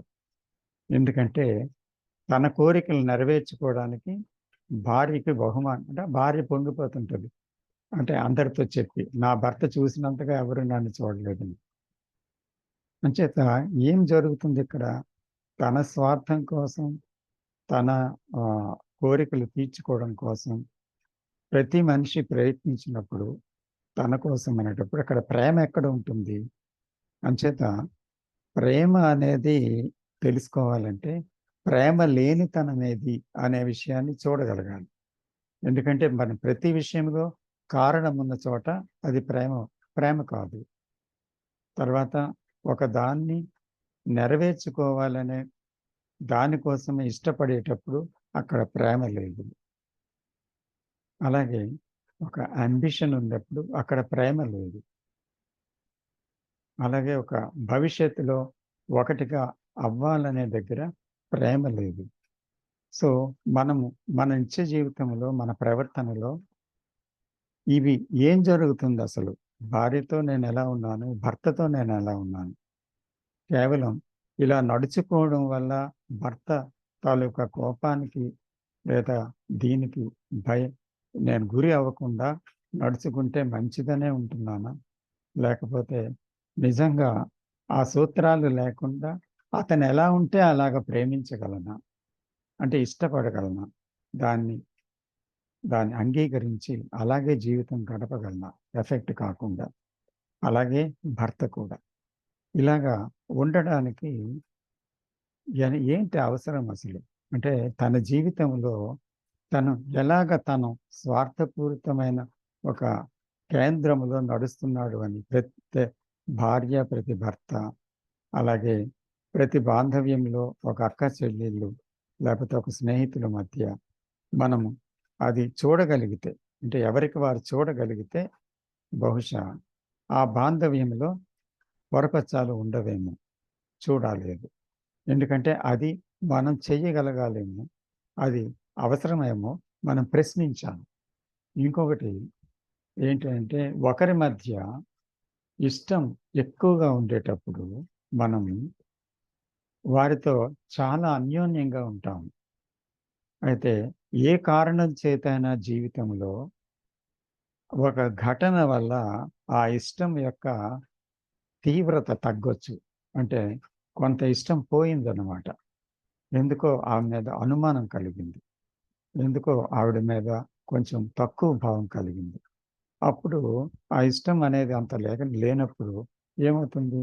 ఆ బాంధవ్యాల్లో ఇద్దరు ఒకరినొకరు ఏదైనా ఒక జోక్ చేసుకున్నా, ఫ్రీగా మాట్లాడినా, లేకపోతే ఏదైనా చేసినా అంత ఫ్రీడమ్ ముందున్నంత ఫ్రీడమ్ ఉండదు. అప్పుడు తీసుకోగలుగుతారు, ఇప్పుడు తీసుకోలేరు. ప్రతిదాన్ని అనుమానిస్తారు, చూస్తారు, ఆలోచిస్తారు, దూరం మెయింటైన్ చేస్తారు, సన్నిహితత్వం తగ్గుతుంది.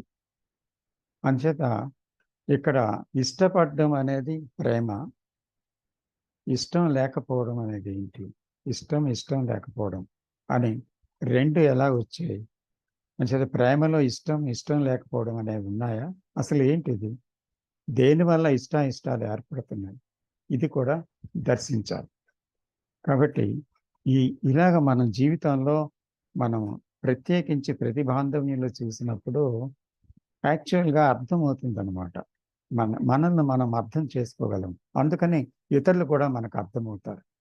కాబట్టి ఆ అవగాహనలో నిజంగా ప్రేమ అనేది ఉంటుంది. అవగాహన లేని చోట కన్ఫ్యూజన్, కాన్ఫ్లిక్ట్ అంతా ఉంటుంది. సో సంఘర్షణ అనేది ఎక్కడ ఉంటుందంటే అనవగాహనలో ఉంటుంది. తన గురించే ఆలోచన చేసినప్పుడే సంఘర్షణ ఎక్కువ అవుతుంది. ఇది మనం గమనించాలి. అంటే చాలా విషయాలు మనకి తెలియకుండా జారిపోతుంటాయి జీవితంలో. అందుకే ప్రతి ఒక్క థాట్ని అది ప్రారంభమైనప్పుడు మాట కానీ, వినేటప్పుడు కానీ, చర్య చేసేటప్పుడు కానీ, ఒక ఇద్దరి మధ్య ఏమైనా సంభాషణ జరుగుతున్నప్పుడు కానీ, అక్కడ మనం ఎరుకుతూ ఉన్నామా, అసలు యాక్టివ్గా ఏం జరుగుతుంది అనేటువంటిది మనము ప్రశ్నించుకొని చూసినప్పుడు ఏమవుతుందంటే అసలు ఎలాగ ఒక బందికానాలో మనం జీవిస్తున్నాం, మనకి మనమే ఫ్రీడమ్ని కోల్పోయాం ఆ నేననే భావంలో. ఏంటది?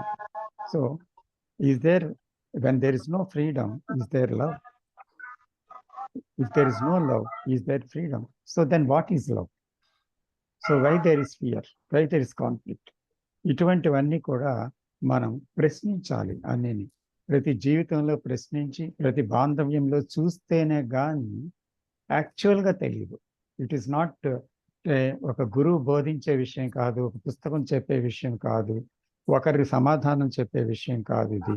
కానీ ఎవరికి వారు కనుగొనవలసిందే ఆ ప్రేమ, ఎవరికి వారు తెలుసుకోవలసిందే ఆ బాంధవ్యం, ఎవరికి వారు తెలుసుకోవాల్సిందే ఆ సెల్ఫ్ నోయింగ్, అంటే నా గురించి. కానీ ఇతరులు దాన్ని ఎవరు, ఏ గ్రంథం కానీ, ఏ గురువు కానీ, ఏ బోధకుడు కానీ, లేకపోతే ఏ సైకియాట్రిస్ట్ కానీ, ఏ మేధావి కానీ దాని గురించి చెప్పలేడు. ఎందుకంటే నా గురించి నాకే బాగా తెలుసు, ఎవరికన్నా కూడా. కాబట్టి ఇక్కడ ఎవరు చూడాలి? నన్ను నేనే చూసుకోవాలి, నాకు నేనుగా ప్రశ్నించాలి, ఆ ప్రశ్నతో ఆగాలి. ప్రతి ఒక్కరి సమాధానంతో కాదు, కానీ నా ప్రశ్నతో నేను ఆగినప్పుడు ఆ ప్రశ్న నుంచే సమాధానం వస్తుంది. కాబట్టి can I question rightly? Can we put the right questions in life and investigate? Can we see? That is very, very important, is it not? కాదా అమ్మా? అవును సార్, అవును సార్. కొన్ని నెలల క్రితం మీతో మాట్లాడుతున్నప్పుడు గుర్తొచ్చింది సార్. కొన్ని నెలల క్రితం జరిగింది. మా హస్బెండ్ చెప్పారు ఆ రోజు, ఫ్రెండ్స్ వస్తున్నారు, భోజనానికి వస్తారు, వంట చేయమని చెప్పారు. అంటే నాకు ఆల్రెడీ వంట అయిపోయింది, మొత్తం అయిపోయింది. అంటే ఇంకా భోజనానికి అంటే కొంచెం అంటే బ్రేక్ఫాస్ట్ చెయ్యము, భోజనంకి దగ్గర సమయం అయ్యింది. ఆ టైంలో చెప్పారు వంట చేయమని చెప్పారు. అంటే వాళ్ళు కూడా ఎప్పుడూ రాలేని వాళ్ళు. అయితే నాకు ఒక్కసారే ఎవరు అంటే చెప్పారు, ఒక్కసారే కదిలించారు. ఎందుకంటే వాళ్ళతో ముందు రోజు నుంచి మాట్లాడుతున్నారు, పొద్దున్న కూడా ఆ రోజు పొద్దున్న కూడా మాట్లాడారు. నేను అడిగాను, ఏంటి వస్తున్నారని తెలిసినప్పుడు, మరి భోజనానికి వస్తారని తెలిసినప్పుడు నాకు ముందే ప్రొద్దుటే చెప్పొచ్చు కదా అని అన్నాను సార్. అంటే నేను వేరే కాల్స్ లో మర్చిపోయాను అన్నారు. అయితే ఆయన ఎప్పుడు కూడా చెప్పరు, టైం దగ్గరికి వచ్చాకనే కూడా ప్రతి ఒక్క విషయం మనం అడిగితే చెప్తారు. సో నాకేమైందంటే ఒక్కసారి ఒక అలజడి లెగిసింది. లేకపోతే నేను ఏం చేశానంటే వెంటనే కూర్చుని ఉండిపోయాను సార్. కూర్చుని ఉండిపోయి, సరే ఇప్పుడు ఆర్గ్యూ చేసే సమయం కాదు, ఇప్పుడు నేనేం చేయాలి అనేది వచ్చింది సార్. వచ్చినప్పుడు కూరలు ఏం చేయాలి, ఎంత టైం ఉంది, ఎంతమంది, ఇది చూసుకుని నేను ఆలోచన చేసుకుని ఒకటి అనుకున్నాను సార్, నేను సమయం వంక చూడకూడదు, ఎరుక నుంచి తప్పుకోకూడదు, ప్రతి ఒక్క దాని నుంచి అదే ఆ కదలికను చూసుకుంటానే నేను చేయాలి. ఎంత వరకు వాళ్ళు భోజనం పెట్టమనే వరకు ఎంత అయితే వాటితో పెడదాం అనేది అనుకున్నాను సార్. అంటే నేను ఆల్మోస్ట్ నాకు అయిన వంట అప్పుడు మా హస్బెండ్ కి బాగుండలేదు, ఒక పేషెంట్ వంట లాంటిది అయ్యింది సార్ నాకు అక్కడ. అది కూడా మా ఇద్దరికి సరిపడి వంట, అక్కడ పెట్టడానికి కూడా లేదు. అంటే మొత్తం ప్రిపరేషన్ మొత్తం అన్ని మొదటి నుంచి చేసుకురావాలి. అందులోనే ఎప్పటి రాని వాళ్ళు రావడం అంటే అంటే అనుకుంటాం కదా ఏదో ఒకలాగా పెట్టలేము, కొన్ని స్పెషల్ చేయాలి అనుకుంటాం కదా. అలా కూర్చున్నాను సార్, స్థిమితంగా కూర్చున్నాను. కదలిక నుంచి తప్పుకోకూడదు, చూపు తప్పుకోకూడదు, సమయం వంక కూడా చూడకూడదు అనుకున్నాను సార్. నెమ్మదిగా అలా కొద్దిసేపు అలా సద్దుమణిగాక నేను ఒక్కొక్క పని చేసుకుంటా ఎరుపుతోనే కదులుతున్నాను. అలా చేస్తా ఉంటే సార్, వాళ్ళు భోజనం పెట్టమనే టైం కంటే కూడా ముందే అయ్యింది సార్ నాకు. నేను యాక్చువల్ గా చాలా ఫాస్ట్ గానే చేయను, స్లోగానే చేయను, మీడియం గా చేస్తాను. అందులో హడావుడిగా పరుగులు పెట్టేలాగా నాకు అసలు ఎప్పుడు కూడా, ఒకవేళ అలా చేయవలసి వచ్చినా కూడా చేయలేదు. సో నాకు ఈ ఎరుకతో ఉండటము, ప్రతి దాని నుంచి అంటే అక్కడ గిన్నెలని నేను టచ్ చేసినప్పుడు ఆ స్పర్శ, కాయగూరలు కడగడము, అక్కడ వాడి పదార్థాలు, నేను నుంచున్న వంటిల్లు, ఆ మొత్తాన్ని నేను ఎక్కడ ఉన్నాను, ఎలా నుంచున్నాను, ఎలా చెయ్యి కదులుతుంది, ఈ మొత్తాన్ని చూసుకుంటా ఒకదాని నుంచి ఒకటికి వాళ్ళ మాటలు కూడా వినపడకుండా నేను డోర్ వేసుకున్నాను. ఇలా కదిలి చూసుకున్నప్పుడు సార్ అయిపోయింది వంట. నాకు ఆ మొత్తం అయ్యాక నేను గమనించుకున్నది ఏంటంటే, నాకు ఆశ్చర్యం అనిపించింది సార్. అంటే నేను తీసుకున్న వండినవి కూడా 2 రకాలు, అందులో కొంత టైం టేకెన్వి అవి. అయినా కూడా నాకు ఎలా అయ్యింది అంటే, నాకు అందులో నేను అంతకుముందు ఎప్పుడు ఆ రకంగా చేయలేనిది సడన్ గా నా థాట్లోకి రావటము, ఆ రకంగా చేయటంతో కొంత సమయంలో కూడా, అంటే నేను వండే విధానం వేరు, అప్పుడు వండిన విధానం వేరు, కొంచెం మార్పులు, అలా కొన్ని మార్పులు జరిగినాయి సార్ అందులో. నాకు ఎలా థాట్ అంటే, స్పెషల్ గా ఎవరన్నా ఉన్నారు అంటే కొత్తగా ప్రయోగించడం కదా, కానీ ఇది ఎలా నేను చేశాను అనుకున్నాను సార్. అంతా అన్ని చాలా పర్ఫెక్ట్ గా అయ్యింది, సాటిస్ఫాక్షన్ గా అనిపించింది వాడికి పెట్టేది అంతాని. అయితే నేను గమనించింది ఏంటి సార్, అలవాటు అనేది లేదు సార్ అందులో. నా అలవాటు అనేది లేకుండా అయ్యింది అని గమనించాను సార్. ఏ మాత్రం శ్రమ లేదు. ప్లస్ నాకు ఏంటి సడన్ గా ఇవి ఏదో ఎవరో అంటే ఒక స్పార్క్ లాగా ఒక ఐడియా ఏదో అలా రావడం, అలా చేసుకుని పోవడం. అంటే అందులో నేను ఎప్పుడు వెనకాల చేసే పని ముందుగా చేయడము, అలాంటి మార్పులు జరిగినాయి సార్ ఇవన్నీ. సో నాకు అయిపోయింది. అదంతా అయిపోయాక నేను చాలా నిశ్చలంగా ఉన్నాను సార్. అంటే ఇక్కడ అవతల వ్యక్తి వైపు చూడకుండా అక్కడ నా వైపు నేను చూస్తున్నప్పుడు ఎలాంటి దాన్ని అయినా కూడా మనం ఇక్కడ ఒక ఆ స్థితి సహజ స్థితిలో ఉండగలుగుతాము. ఇప్పుడు అంటే సంబంధం గురించి మాట్లాడుకుంటున్నాం కదా సార్. ఇక్కడ ఇది నాకు ఆ రోజు కొంచెం ఒంటరిగానే అనిపించింది సార్. ఎందుకంటే నాకు ఎప్పుడు జరగలేదు ఇలాగా. అయితే సార్ ఇది మా ఫ్రెండ్ తో నేను షేర్ చేసుకున్నప్పుడు నేను ఇలా కొన్ని నాకు తెలియకుండా నాకు స్పార్క్ లైక్ ఇలా రావడము, అలా చెయ్యటము నేను ఎప్పుడు అలా ఉపయోగించను.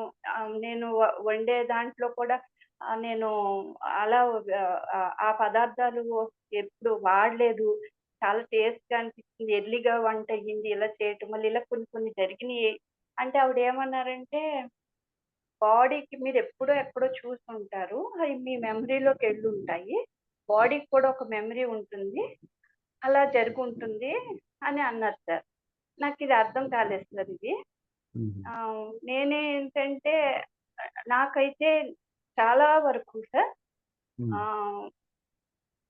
చూసుకుంటాను అక్కడ నేను ఏ పొజిషన్ లో ఉన్నానో, ఎక్కడున్నానో, ఏం చేస్తున్నానో దాని నుంచే కదిలేదు సార్.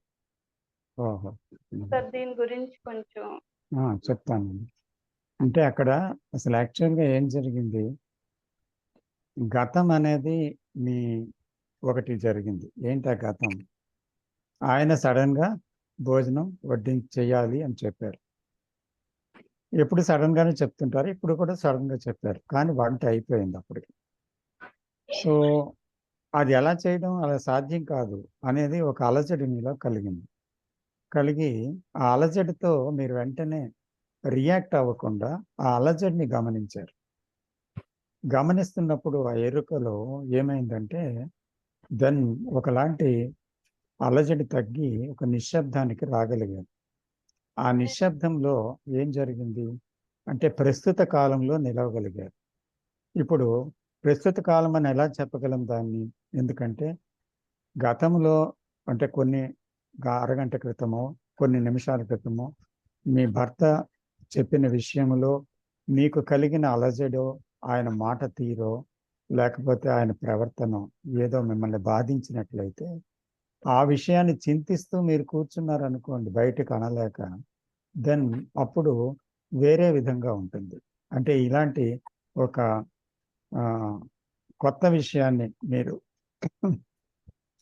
ఛాలెంజ్గా తీసుకొని వండటము, తర్వాత ఆ సమయంలో నేను వండుతున్నాను, నేను చేయగలను అనే భావం కూడా లేకుండా ఆ సమయంలో మీరు చకచక ఆ పని మీ స్పీడ్లోనే మీరు చేసి ఆ పనిలో కొత్తగా ఒక కొత్త పద్ధతిని అమలులోకి తీసుకొని రాగలిగారు అని అంటే అక్కడ ఏమైంది? అక్కడ ఒక నిశ్శబ్దం అక్కడ పని చేస్తుంది అన్నమాట. మీరు పని చేయటం లేదు. మీరు పని చేస్తే ఏమవుతుంది? ఇలా చెయ్యాలి, అలా చేయాలి, ఇంత తొందరగా చేయడం ఎలా కుదురుతుంది అంటూ మీరు ఆలోచనతో వంట చేస్తూ విసిగిపోయి బాధపడి చేస్తారు. బహుశా వంట పూర్తి అవ్వకపోవచ్చు, లేకపోతే వంట పాడవచ్చు, లేకపోతే లేట్ అవ్వచ్చు, ఏదో జరగచ్చు. కానీ ఇక్కడ అది లేకపోవడం వల్ల ఏమైంది? ఇక్కడ చేసేవాడు లేడు, కానీ చెయ్యబడుతూ ఉండదు. అంటే అక్కడ మీరు లేరు, కానీ ఒక పని జరిగిపోతుంది అక్కడ. అందుకని ఆ పనిలో ఒక నిశ్శబ్దం ఉంది. ఆ నిశ్శబ్దంలో ఒక తెలివి ఉంది. ఆ తెలివి ఏం చేయాలో అది చేస్తూ ఉంది. సో కాబట్టి అది ఆటోమేటిక్గా అది మీ నుంచి వచ్చినటువంటి ఒక నేను నుంచి వచ్చిన చర్య కాదు అది ఆ సమయంలో. కాబట్టి ఆ నిశ్శబ్దం నుంచి వస్తున్న చర్య కాబట్టి అది సునాయాసంగా ఆ టైంలోని చేయగలిగారు. లేకపోతే అలాగ జరగదు, అలాగ జరిగే అవకాశం లేదు. అవును సార్. అది very fine. Nice example.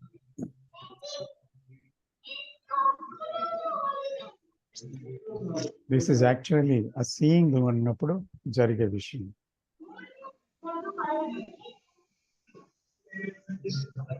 Anand గారు. Yes sir. Yes sir. Sir మనం ఇక్కడ నాది ఏం చెప్పాలనుకుంటున్నా అంటే సార్, I mean trying to understand the part, can I know the whole, and or parts. You may take thousands of parts and try to understand, will I know what the whole is, and so when I'm talking about the relationship, it is not my relationship or your relationship or his relationship. We talk about relationship. Relationship is life. Life is relationship. Without relationship, life does not exist. So when I talk about my life, my wife, my relationship with my wife, my parents, my children, my friends, my neighbors, that is a very, very tiny part, and it doesn't give me any understanding at all. I think I may have understand. My son listens to me, my wife listens to me, my parents listen to me because they're dependent on me today, because I'm taking care of them. When they listen, I may say, yes, everything is fine. But the moment I say my wife, my son, my father, my friend, there's a division, there's a fragmentation. There has to be conflict. When I'm talking about conflict in relationship, can I understand where the conflict comes in? So trying to solve my problem or trying to solve his problem, trying to solve my wife's problem is not going to help change what relationship is. It only increases the problem. Maybe for time being, it is all right. So many great people in the past, thousands of years back, they have said, when you have no relationship with nature, you cannot have relationship with another human being. Can I understand that is a question. So many people don't even know about it. They don't want to know about, I'm sorry, not many people. I don't know about it. I may try to understand what it is, but it's extremely challenging for me. So when I talk about relationship, how do I understand that?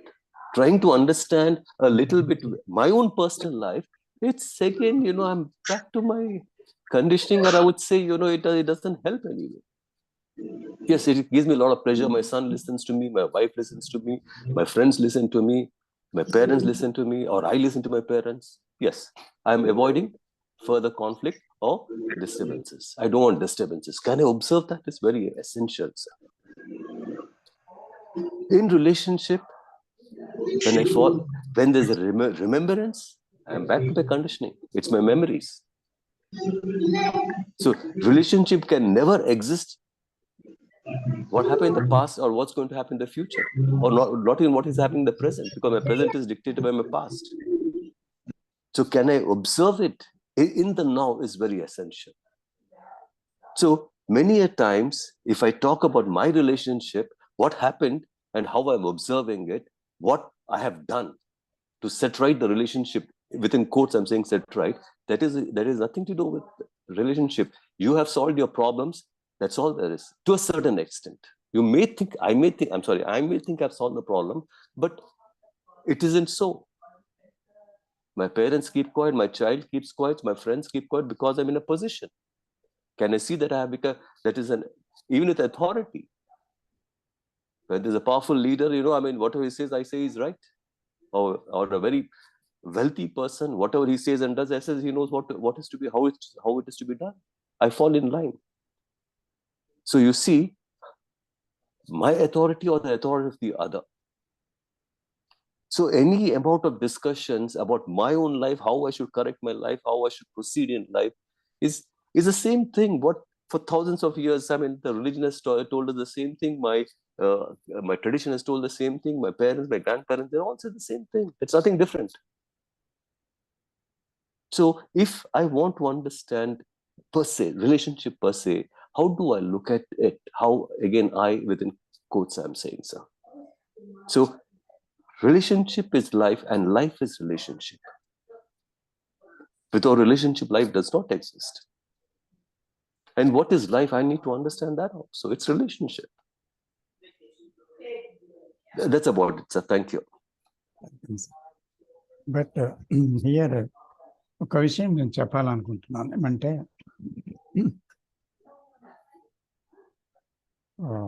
Every human being, ప్రతి మనిషి కూడా ఏం తెలుసుంటే he uses thought in every field, either technologically, chronologically, or psychologically. He uses thought. So, ఈ thought time వచ్చి మనం దాన్ని బట్టి మనం మాట, చర్య అన్నీ ఉన్నాయి. కాబట్టి ఈ థాట్ అనేది నాకు చెందింది మాత్రమే కాదు. That is belongs to human beings, Common all to human humanity. beings, all Yes. humanity. So this thought is working everywhere. So when I see what is happening in my behavior, in my thinking, or in my doing things, and it is not different from the thought of the other human beings. When I see the other human beings, what is going on, it is also in me. So this thought, the mechanical way of thought, the way of thinking, and ఇంకోటి ఏంటంటే అది the material process అని అనుకుంటున్నాం కదా. So that process, that computerised things అంటే ఒకే విధంగా response అనేది వస్తుంది కదా. So always reactions. సో ఇవన్నీ కూడా సో యాక్చువల్గా when we start from the very childhood, చిన్నప్పటి నుంచి చూస్తే మనకి ఏం కనిపిస్తుంది అక్కడ? మనం నేను వేరు, నా ఇష్టం, నేను చేస్తాను, లేకపోతే నేను అది కావాలి, నేను పొందుతాను, ఇలాగ నేను అనే ఆలోచనతోటే మొదలవుతుంది. So That is put in by a parents. మన పేరెంట్స్ చెప్తారు నువ్వు ఇది ఉండాలా, అది కావాలా. Yes, whatever it is that conditioning has come. Yes. That is there. We can't deny it. That conditioning is there. So ఈ కండిషనింగ్ లో మనం ఏం చూస్తామంటే ఒక పొగడ్తకి పొంగిపోతుంటాం, ఒక అవమానానికి కుంగిపోతుంటాం. అవమానం వస్తే తిరిగి అవమానం చేయాలని, పొంగిపోతే తిరిగి వాళ్ళకి ఏదో మంచిగా ఉండాలని, ఇలాంటి ఒక రియాక్షన్స్ అన్ని మన నుంచి వస్తున్నాయి. So our way of living is full of reactions with the past, with the conditioned mind, which is put together in time with people surrounding. So it is there. We can't deny it. So that conditioning is not allowing us to see the whole thing as one. Because ఈ conditioning ఏం చేస్తుందంటే ఎల్లప్పుడూ తన విషయాలు, తనకు తెలిసింది, తను ఆలోచించింది, తను అనుభవించింది, ఇదే రికార్డింగ్ కంటిన్యూస్గా జరుగుతుంది అన్నమాట. As you said, it is right. బాంధవ్యం అనేది ఏంటంటే first of all there is a relationship with me, to me, నాతో నాకున్న బాంధవ్యం. And there is a relationship with the others, with me. That is also there. And then there is nature and that relationship with the nature. And there are things and there is relationship with the things. There are all rest of the humanity and there is a relationship with the humanity. So ఈ relationship అనేది యాక్చువల్గా మనకి రెండుగా relation అంటే అక్కడ నేను నాకు సంబంధించింది, నేను కానిది, దాని మధ్య రిలేషన్షిప్ అని మనం అనుకుంటున్నాం. But it is not that relationship. అంటే నేను నాకు సంబంధించింది, అలాగే నేను నాకంటే వేరేగా ఉన్న దాని మధ్య ఉండే రిలేషన్షిప్ అనుకుంటున్నాం అసలు యాక్చువల్గా నేను నాది కానిది అనే డివిజన్ ఉందా? మీ అండ్ నాట్ మీ అనే డివిజన్ ఉందా అసలు యాక్చువల్గా? Is it existing are it because as it is existing as a fact because thought is there with its all conditioning ఉండడం వల్ల ఆ డివిజన్ వచ్చిందా? లేకపోతే యాక్చువల్గా డివిజన్ ఉందా? అంటే చుట్టూ ఉండే ప్రకృతి నాకు మధ్య డివిజన్ ఉందా? నాకు బాంధవ్యాలు అంటే ఇతరులతోటి మధ్య డివిజన్ ఉందా? నాకు నా మధ్య డివిజన్ ఉందా? అసలు ఏంటి డివిజన్? ఈ డివిజన్ అనేది ఏర్పడింది ఎలాగా? ఆ డివిజన్ అనే దాన్ని మనము ఒక ఫ్యాక్చువల్గా ఉంది అని చూస్తున్నాం కనుక అది యాక్చువల్గా ఏం జరిగింది అక్కడ అంటే ఆ డివిజన్ అనేది ఏర్పడింది. అంటే ప్రతి థాట్ ఒక డివిజన్ అనేది ఏర్పరుస్తూ వెళ్తుంది. ఎందుకంటే thought is limited. So where there is a limitation అప్పుడు ఏమవుతుందంటే ఒక డివిజన్ అనేది ఏర్పడుతూ వస్తుంది. సో ఈ డివిజన్ అనేది నిజంగా లేదు. ఆ నిజంగా లేదనే విషయం తెలిసినప్పుడు అక్కడ బాంధవ్యం ఉంది. డివిజన్ ఉన్నంతకాలం బాంధవ్యం లేదు. నేను నా భార్య డివిజన్, నేను నా భర్త, నేను నా పిల్లలు, నేను సమాజం, నేను నా పని మనిషి, నేను ప్రకృతి, నేను దైవం, నేను ఉన్నతమైన విషయం. ఇలాగా ఎప్పుడైతే ఆ డివిజన్ పెట్టుకున్నామో దెర్ ఇస్ నో రిలేషన్షిప్.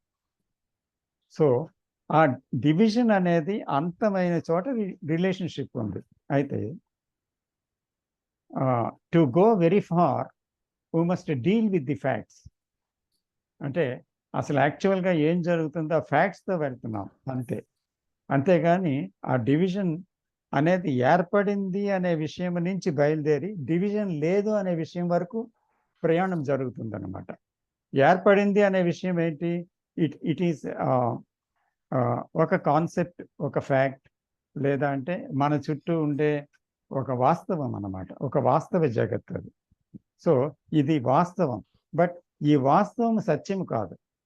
ఇది తెలుసుకోవటం ఎలాగా అంటే ఆ వాస్తవాన్ని మనము ఎలాగ చూడాలో తెలిస్తే, ఆ సీయింగ్ అనేది ఏంటో తెలిస్తే అప్పుడు బహుశా ఆ వాస్తవం అనే విషయంలో సత్యం అనేది ద్యోతకమవుతుంది, అంటే తెలియబడుతుంది.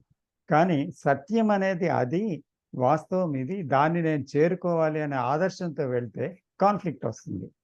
సో ఆ రెండింటి మధ్య సంబంధాన్ని కనుక్కోవడమే నిజంగా సెల్ఫ్ నోయింగ్. ఆ సెల్ఫ్ నోయింగ్ ద్వారానే మనము యాక్చువల్గా సెల్ఫ్ నోయింగ్ అంటే not only the individual self but also the self which is working everywhere, which is conditioned as self, as the mind, as the brain, separate from everything. So can we understand that separation? అది అక్కడ నుంచి వెళ్ళగలిగితే బహుశా మీరు చెప్పినట్టుగా separation లేదు. యాక్చువల్గా separation లేదనేటువంటి ఒక స్థితిని మనం దర్శించగలం. సో ఆ దర్శించడం అనేది కొందరు డైరెక్ట్గా దర్శించడం అనేది కొందరిలో జరిగిపోతుంది. కొంతమందికి, అందరిది ఒక విధం కాదు. కొంతమందిది ఏంటంటే ప్రతి విషయాన్ని దర్శించాలి, చూడాలి, ఏం చేయాలి అనేది కూడా అవసరం అక్కడ. సో కాబట్టి మనసు ఉండేటువంటి పోకడలు, మనసు ఉండే తీరు, ఇది మనం చర్చించుతూ వెళ్తాం అవసరం కాదా అండి? ఇది that's my point of view. Absolutely.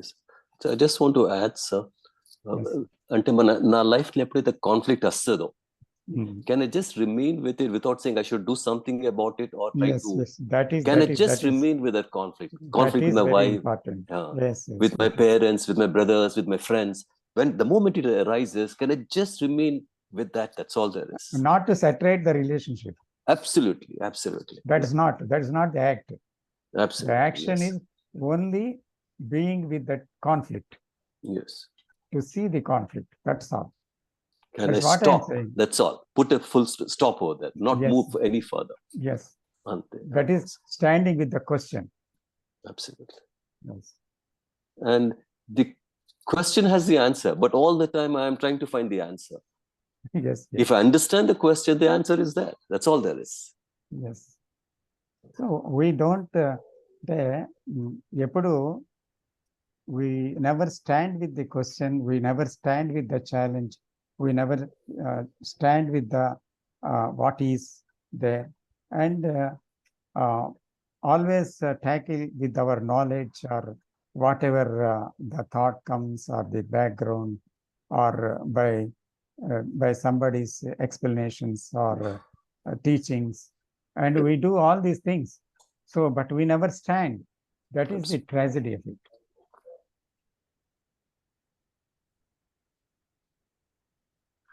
రాంబుద్ధ గారు, మీరు చెప్పండి. సార్ ఒక కామెంట్ యాడ్ చేస్తా. Please sir. ఈ టాపిక్ గురించి కృష్ణాజీ మాట్లాడినప్పుడు అతను ఏంటంటే పదే దీంతో స్టార్ట్ చేశారు. We are talking about conflicts in relationships. ఎక్కడ స్టార్ట్ చేద్దాము దీని గురించి తెలుసుకోవడానికి అని ఒక క్వశ్చన్ అడిగారు. జనాలంతా తెల్ల మొహాలు వేశారు. ఇదేంటి కాన్ఫ్లిక్ట్ అంటున్నాడు, ఎక్కడ స్టార్ట్ చేస్తాం కాన్ఫ్లిక్ట్? కొంచెం ఇంట్రడక్షన్ ఇచ్చిన తర్వాత ఈ started with is thought the origin of conflict అని క్వశ్చన్ అడిగారు. జనాలంతా బుర్రలూపారు.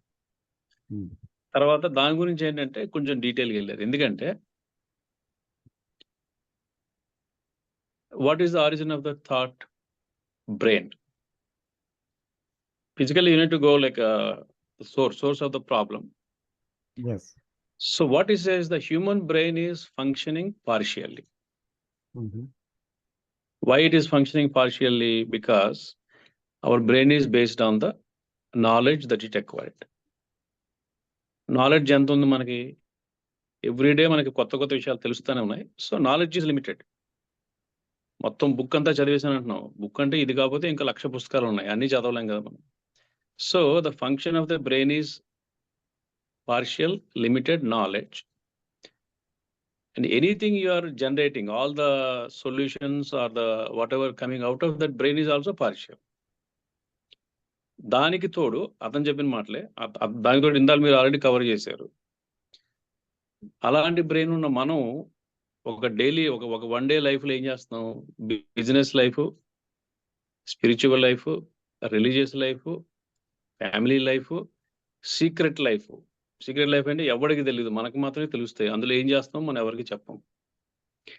ఇన్ని రకాల ఫంక్షనాలిటీతో డివైడ్ అయిన బ్రెయిన్ ఒక సైడ్, అవతల సైడ్ మళ్ళాంటి ఇంకో ఫ్రెండో లేకపోతే ఒక వైఫో లేకపోతే ఎవరో ఉంటారు. ఇవే థాట్ ప్రాసెస్, పార్షియల్ థింకింగ్ వాళ్ళ బ్రెయిన్లో కూడా ఉంటుంది. మనం టాక్ ఫస్ట్లో ఏమనుకున్నాం? My relationship is with people like me and others, items, వస్తువులు, ప్రాపర్టీస్ అని అవని ఇవని. దాంతో మూడేనంటే ఆలోచనలు. మన ఆలోచనలోనే మనకి 100 రకాల కాన్ఫ్లిక్ట్స్ ఉంటాయి. First of all, partially brain is thoughts is divided. Again it has a conflict and I'm dealing with another human being, and like that there are 800 crores. So ఇలా చూసినప్పుడు ఏంటంటే ఆబ్వియస్గా నీకు డివిజన్ ఉంటుంది. ఎందుకంటే you already have a duality. మరి దానికి solution ఏంటి అని కూడా అడిగారు. సి వాట్ ఈజ్ అని చెప్పి మళ్ళీ ఒరిజినల్ స్టేట్మెంట్కి వెళ్ళారు. ఎందుకంటే వాట్ ఈజ్లో ఏంటంటే మనకి డ్యుయాలిటీ ఉండదు, పార్షియల్ లుకింగ్ ఉండదు. You look at whole. Whole అంటే okay, I have here my friend, different religion, different belief system, different place. మనం ఏంటంటే అప్పుడు ఒక నేరో మైండెడ్ కాకుండా హోల్గా చూస్తాం. వాడు ఎందుకు ఇలా బిహేవ్ చేశాడు. ఒక్క లుక్లోని అనుకున్నప్పుడు ఏంటంటే మనకి జడ్జిమెంట్స్ ఉండవు. ఎందుకంటే ఇందాక టాపిక్లో చాలా మంది ప్రైడ్ అని, ఈగో అని, ఎక్స్పెక్టేషన్స్ అని, ఇవన్నీ మ్యాన్ ఉమెన్ రిలేషన్షిప్లో ఇవి మనకి డైలీలో ఉంటాయి. ఆల్రెడీ సత్య గారు ఒకటి చెప్పారు, పేరెంట్సే పిల్లల నుంచి ఎక్స్పెక్ట్ చేస్తారు ఇలా చేయాలి అలా చేయాలని. That is to satisfy their own egos. So again it comes to duality. ఇలా ఉన్నాడు అలా అయిపోవాలి. సో ఫైనల్గా ఏంటంటే కృష్ణాజీ చెప్పింది ఏంటంటే ఆ డ్యుయాలిటీ కాంపోనెంట్ని if you see what is, it will dissolve. నువ్వు ఒకటే చూస్తావు. You see only what is not what should be. So that is the source of conflict, the partial thought process, and this could be the ending అని చెప్పారు. ఇదే అని చెప్పలేదు. Duality లేకుండా see what is that may result in no conflict in relationship అని చెప్పి end చేసేస్తారు. ఓవరాల్గా it's a great talk. But అంతే, మనకు మనం అప్లై చేసుకోండి. This is the only solution for this one sir. అంతే sir. Thank you very much. Yes sir, thank you sir, thank you. Venkateswara గారు హ్యాండ్ రైజ్ చేశారు. వినిపిస్తుంది సార్? వినిపిస్తుంది సార్. నమస్తే అండి, అందరికీ నమస్కారం అండి. ఈరోజు టాపిక్ చాలా చక్కగా, చాలా వివరణగా సాగింది. ఈ టాపిక్ నుంచే నాకు అర్థమైనటువంటి అండర్స్టాండింగ్ కొద్దిగా లిటిల్ బిట్ అనుకుంటున్నాను. యాక్చువల్గా రిలేషన్షిప్ కాన్ఫ్లిక్ట్ ఇక్కడ మంది. ఫస్ట్ ఆఫ్ ఆల్ రిలేషన్షిప్ అంటే ఆల్రెడీ చెప్పారు, relationship with people, with things, with nature, with ideas, with ideals, ఇవన్నీ కూడా రిలేషన్షిప్ లోకి వస్తాయి. అయితే మెయిన్లీ మనం ఇక్కడ టేకప్ చేసింది ఏంటంటే రిలేషన్షిప్ విత్ ద పీపుల్ గురించి ఎక్కువగా డిస్కషన్ జరిగింది. అందులోకి ఈ రోజు డిస్కషన్ లో నా అబ్జర్వేషన్ ఏంటంటే రిలేషన్షిప్ విత్ ఫ్యామిలీ మెంబర్స్ ఎక్కువగా సాగింది. ఫ్యామిలీ మెంబర్స్ అంటే కొద్దిగా ఫ్రెండ్స్ అలాగనుకుంది. అయితే ఈ రిలేషన్షిప్ గురించి మనం అంటే ఇప్పుడు చాలా వరకు డిస్కషన్ జరిగింది. ఈ డిస్కషన్ అంటే నాకు అర్థమైంది ఏంటంటే ఈ అనాలిసిస్ అంతా క్యారీడ్ అవుట్ విత్ థాట్ తో క్యారీడ్ అవుట్ చేసాం. Thought is past. మన అనాలిసిస్ అంతా పాస్ట్ నాలెడ్జ్ మీద బేస్ చేసే అనాలిసిస్ సాగుతుంది అంతే తప్ప రియల్ గా వాట్ ఈజ్ అనేది థాట్ కి తెలియదు. Thought is limited. Thought cannot understand it. Thought cannot explain it. So thought ద్వారా మనం ఎంత అనాలిసిస్ చేసినా ఇట్ ఈస్ నాట్ కంప్లీట్. అది ఎప్పుడు కూడా లిమిటెడ్ గానే ఉంటుంది. సో ఇక్కడ రిలేషన్షిప్ అనే దాని దగ్గరికి వచ్చేటప్పటికి విత్ పీపుల్ అనుకున్నప్పుడు ఇక్కడ మనకి ఏం జరుగుతుందంటే రిలేషన్షిప్ బిట్వీన్ ఇమేజెస్ కేవలం అదే జరుగుతుంది. My image with other person image, ఈ రెండింటి మధ్యనే రిలేషన్ సాగుతూ ఉన్నది. ఈ ఇమేజెస్ మధ్యన రిలేషన్షిప్ ఉండడం వల్లనే కాన్ఫ్లిక్ట్ అరైజ్ అవుతుంది. రియల్ రిలేషన్షిప్ అక్కడ లేదు, only between images only. So ఈ ఇమేజ్ ఏంటి? నా ఇమేజ్, నా మీద నాకున్న ఇమేజ్, నా పాస్ట్ నాలెడ్జ్ బేస్ చేసి, నా ఎక్స్పీరియన్సెస్ బేస్ చేసి నేను ఇలాగా, నేను ఇంత, నేను అంతా, ఇలాంటి రకరకాలుగా ఇవన్నీ కలిపి నా మీద నాకు ఒక ఇమేజెస్ నేను క్రియేట్ చేసుకున్నాను. అదేవిధంగా ఎదుటి వ్యక్తికి నాకు ఉన్న సంబంధాన్ని బట్టి, అంటే కొన్ని ఇన్సిడెంట్స్ బేస్ చేసి, కొన్ని ఎక్స్పీరియన్సెస్ బేస్ చేసి, కొన్ని అనుభవాలు బట్టి అతని మీద కూడా నేను ఒక ఇమేజ్ ఫ్రేమ్ చేసుకున్నాను. కానీ యాక్చువల్గా అతను ఏంటి, ఎదుటి వ్యక్తి ఏంటి అనేది కంప్లీట్ గా నాకు తెలియదు. ఎందుచేతంటే అతని గురించి కొంత నాలెడ్జ్ మాత్రం నాలో ఉంది, అది కూడా పాస్ట్ నాలెడ్జ్. ఆ నాలెడ్జ్ బేసిస్ ఇమేజ్ ఫామ్ చేసుకున్నానే తప్ప రియల్ గా వాట్ ఈజ్ అనేది ఎగ్జాక్ట్ గా నాకు తెలియదు. సో ఇక్కడ ఎప్పుడైతే ఈ ఇమేజెస్ మధ్యన రిలేషన్షిప్ ఉందో డెఫినెట్ గా కాన్ఫ్లిక్ట్ ఉండి తీరుతుంది. ఎందుకంటే అక్కడ డివిజన్ ఉన్నది. డివిజన్ ఉండడం వల్ల అక్కడ కాన్ఫ్లిక్ట్ ఉంది. డెఫినెట్ గా కాన్ఫ్లిక్ట్ ఉండే తీరుతుంది ఇక్కడ రిలేషన్షిప్ లో. సో ఇక్కడ మీరు ఇందాక చక్కటి మరి మంచి క్లారిఫికేషన్ ఇచ్చారు. ఆ క్లారిఫికేషన్ నేను ఏ రకంగా తీసుకున్నాను అనేది చెప్తానండి. ఇక్కడ ఫస్ట్ ఆఫ్ ఆల్ ఎదటి వాళ్ళకి అంటే ఎదటి వాళ్ళ మీద నాకు ఎలాంటి ఇమేజ్ ఉన్నది అనేది చూడడానికి ముందు నా మీద నా ఇమేజ్ ఏంటి అనేది నేను చూడగలగాలి. నా image is my past. My image is nothing but my past. ఎప్పుడైతే నా పాస్ట్ వర్క్ చేస్తున్నా నా మీద నాకు ఇమేజ్ ఉంటుంది. నాకు ఇమేజ్ లేకుండా ఉండాలంటే I have to die to the past. నా పాస్ట్ ఎక్స్పీరియన్స్, నాకు సంబంధించిన అన్నిటి మీదకి నేను డై అయిపోయినప్పుడు, పాస్ట్ అనేది లేనప్పుడు, అప్పుడు నా మీద నాకు ఏ ఇమేజ్ ఉండదు. ఇక్కడ నాకు అర్థమైంది ఏంటంటే, బ్యూటిఫుల్ థింగ్ నాకు అర్థమైంది ఏంటంటే, నా మీద నాకు ఎప్పుడైతే ఇమేజ్ లేదో ఇక ఎవరి మీద నాకు ఇమేజ్ ఉండదండి. అది నాకు అర్థమైన విషయం. నా మీద నాకు ఇమేజ్ ఎప్పుడైతే లేదో ఇక ఎవరి మీద నాకు ఇమేజ్ ఉండదు. ఎప్పుడైతే ఇమేజెస్ డిజాల్వ్ అయిపోయినాయో అప్పుడు డివిజన్ ఉండదు.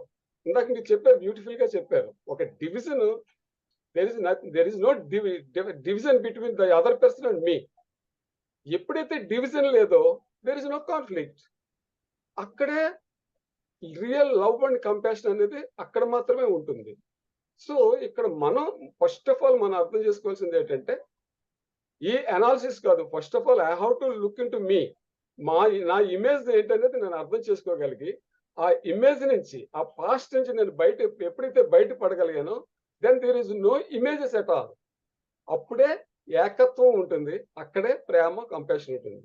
ఇది నా understanding sir. Thank you. Thank you sir. Thank you. Nice.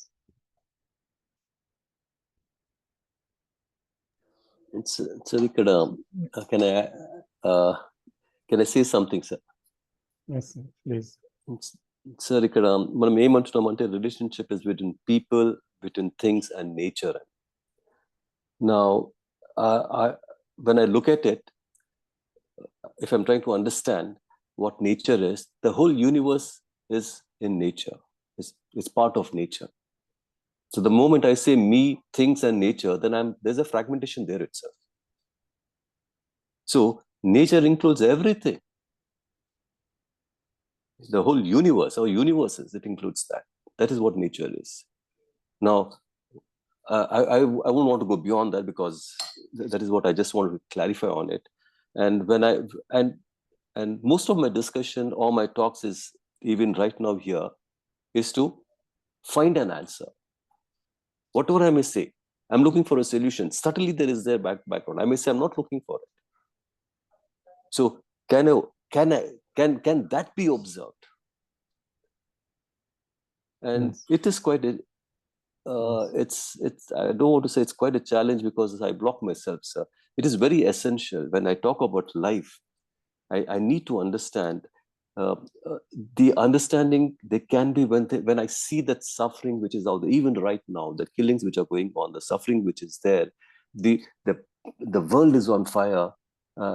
I may use words, but can I understand that when I say the world is on fire, I say yes, I understand, and then it's only in words it is.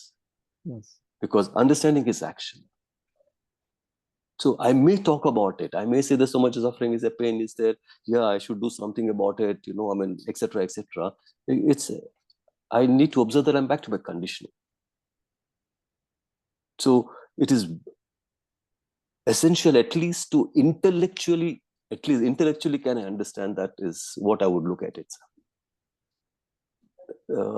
That is with that I would stop, sir. Yes, sir. Thank you. It's not, and you are showing that how dangerous it is to coming to an answer or a conclusion, isn't it? Yes. So yes, it is right. So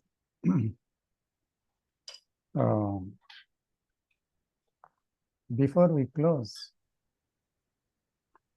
we have to put a question to ourselves. మనకు మనమే ప్రశ్నించుకోవాలి. ఏంటి ఆ ప్రశ్న యాక్చువల్గా? So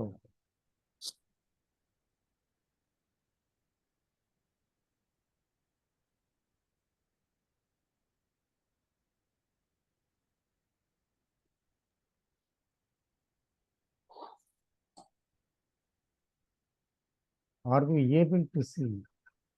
నమస్కారం sir. నమస్తే. నమస్తే. ఇప్పుడు మనమే ప్రశ్నించుకోవాలంటున్నారు కదా sir.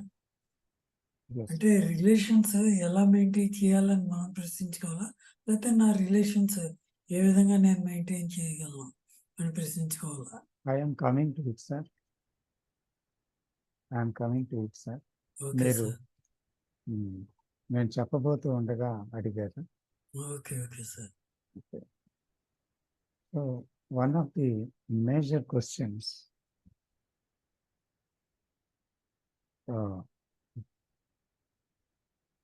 not to find an answer for it. A question. which is pertinent. We are going to go into the question. మనం వెళ్ళాలి ప్రశ్నలోనికి. అయితే అది చాలా ప్రగాఢమైన ప్రశ్న, అది జీవితానికి సంబంధించిన ప్రశ్న. అయితే దానికి ఇప్పుడు ఒక సమాధానం కోసం ఈ ప్రశ్నని వేయటం లేదన్నమాట. ఇతరుల నుంచి ఒక సమాధానం కోసం కానీ, మన నుంచి మనకి ఒక సమాధానం రాబట్టుకోవడం కోసం కానీ ఒక ప్రశ్న వేయటం లేదు. ఎందుకంటే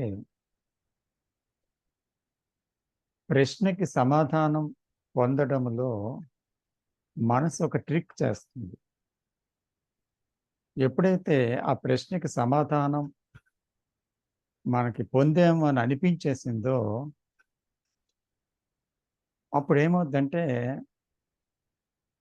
we come to some conclusion, some precipice, ఒక కొండ అంచుకి లేకపోతే ఒక తీర్మానానికి, ఒక నిర్ధారణకి వచ్చి ఆ ఫైల్ మూసేసామన్నమాట. It is closed. చూడండి, ఫైల్ అయిపోయింది అని మోస్తా, మళ్ళీ ఆ ఫైల్ చూడాల్సిన అవసరం లేదు. అలాగా. So if we come verbal understanding, come to a verbal understanding through a teaching, through our experience, through our analysis, or through our explanations, through our knowledge, through our dialogue, దేని నుంచైనా సరే వచ్చింది అనుకోండి.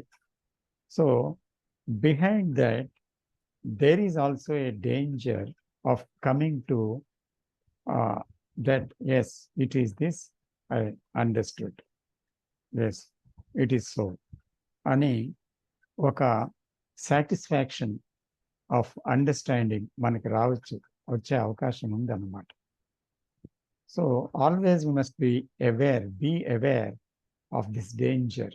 అంటే మనసు ఈ ప్రమాదంలో పడటం అనేది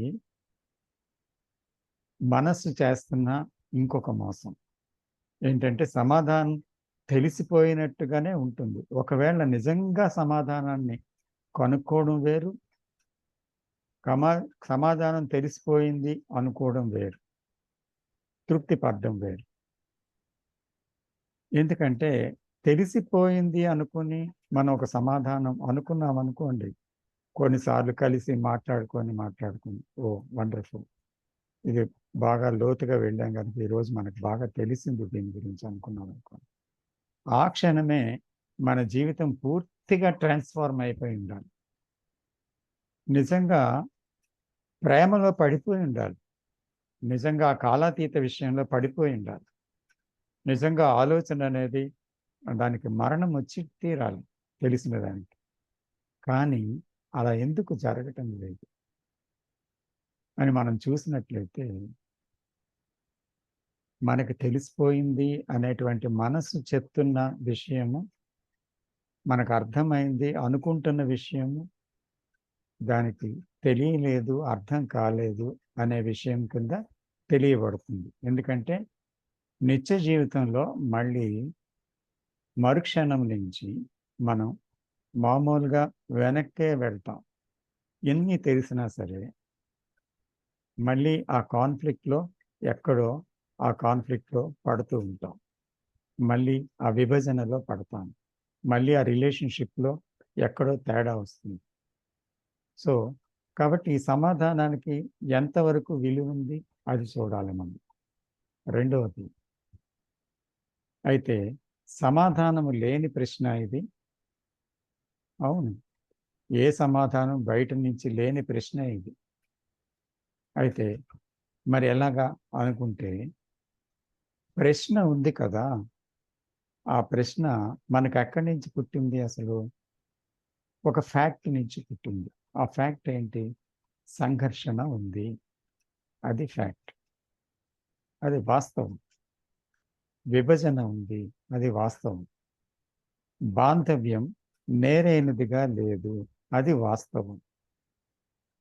అయితే ఈ వాస్తవాన్ని మనం ప్రశ్నిస్తున్నాం అన్నమాట. ఈ వాస్తవంలో నిలబడ్డాను, ఏంటి అది? ఈ వాస్తవం మన జీవితంలో ఒక ఫైర్ లాంటిది అన్నమాట. అంటే ఒక నిప్పు అంటుకుంది ఒక ఇంటికి, మన ఇంటికి. సో ఇట్స్ ఎ ఫైర్ లాంటిది అన్నమాట. సో కాబట్టి దానికి ఆన్సర్ కోసం మనం వెతకలేము, కానీ ఇమ్మీడియట్ యాక్షన్ కావాలి దానికి. సో కాబట్టి ఆన్సర్ అనేది ఎక్కడి నుంచో కాదు, యాక్షన్ అనేది తక్షణం వచ్చేది.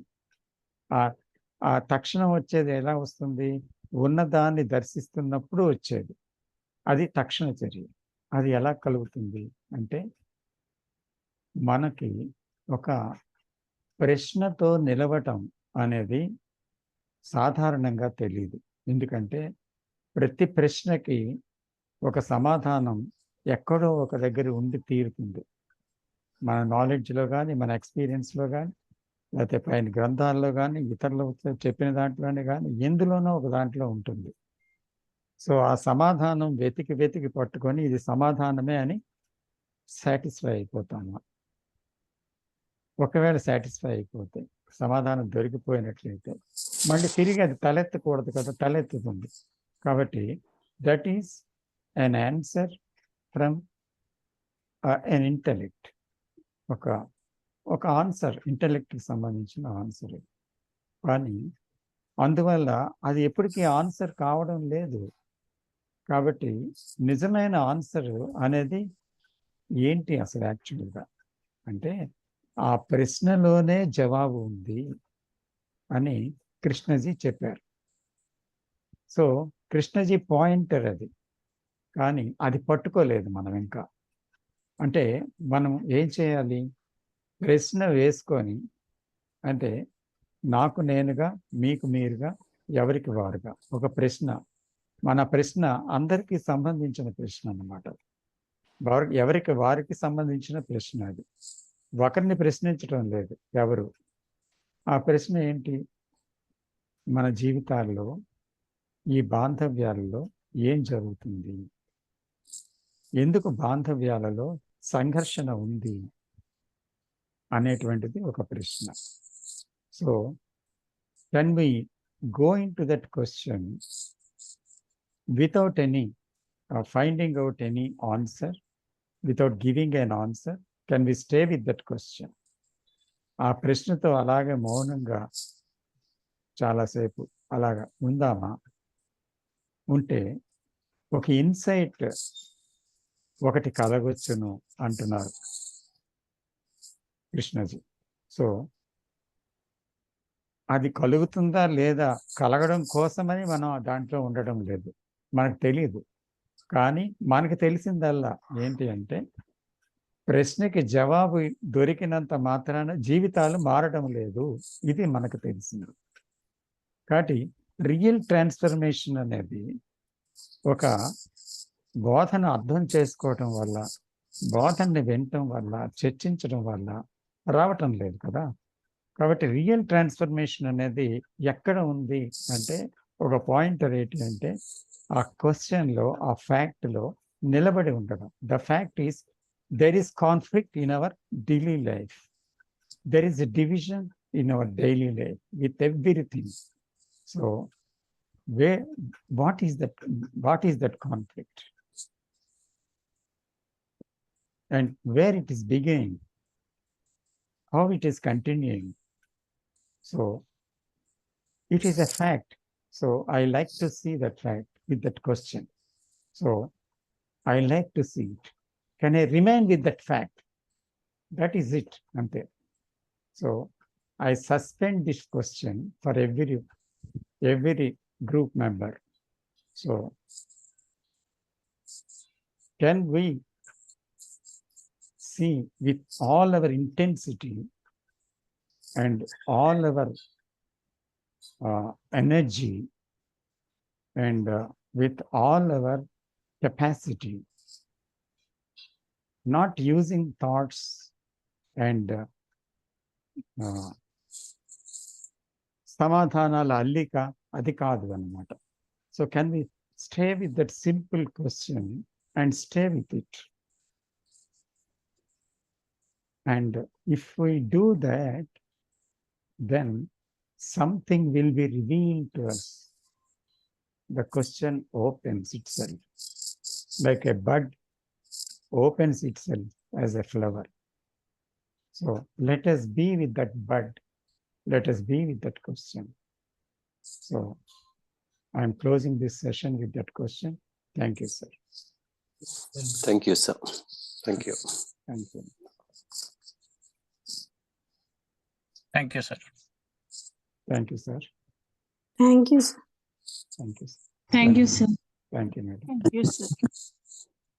Thank you, sir. Thank you. Thank you.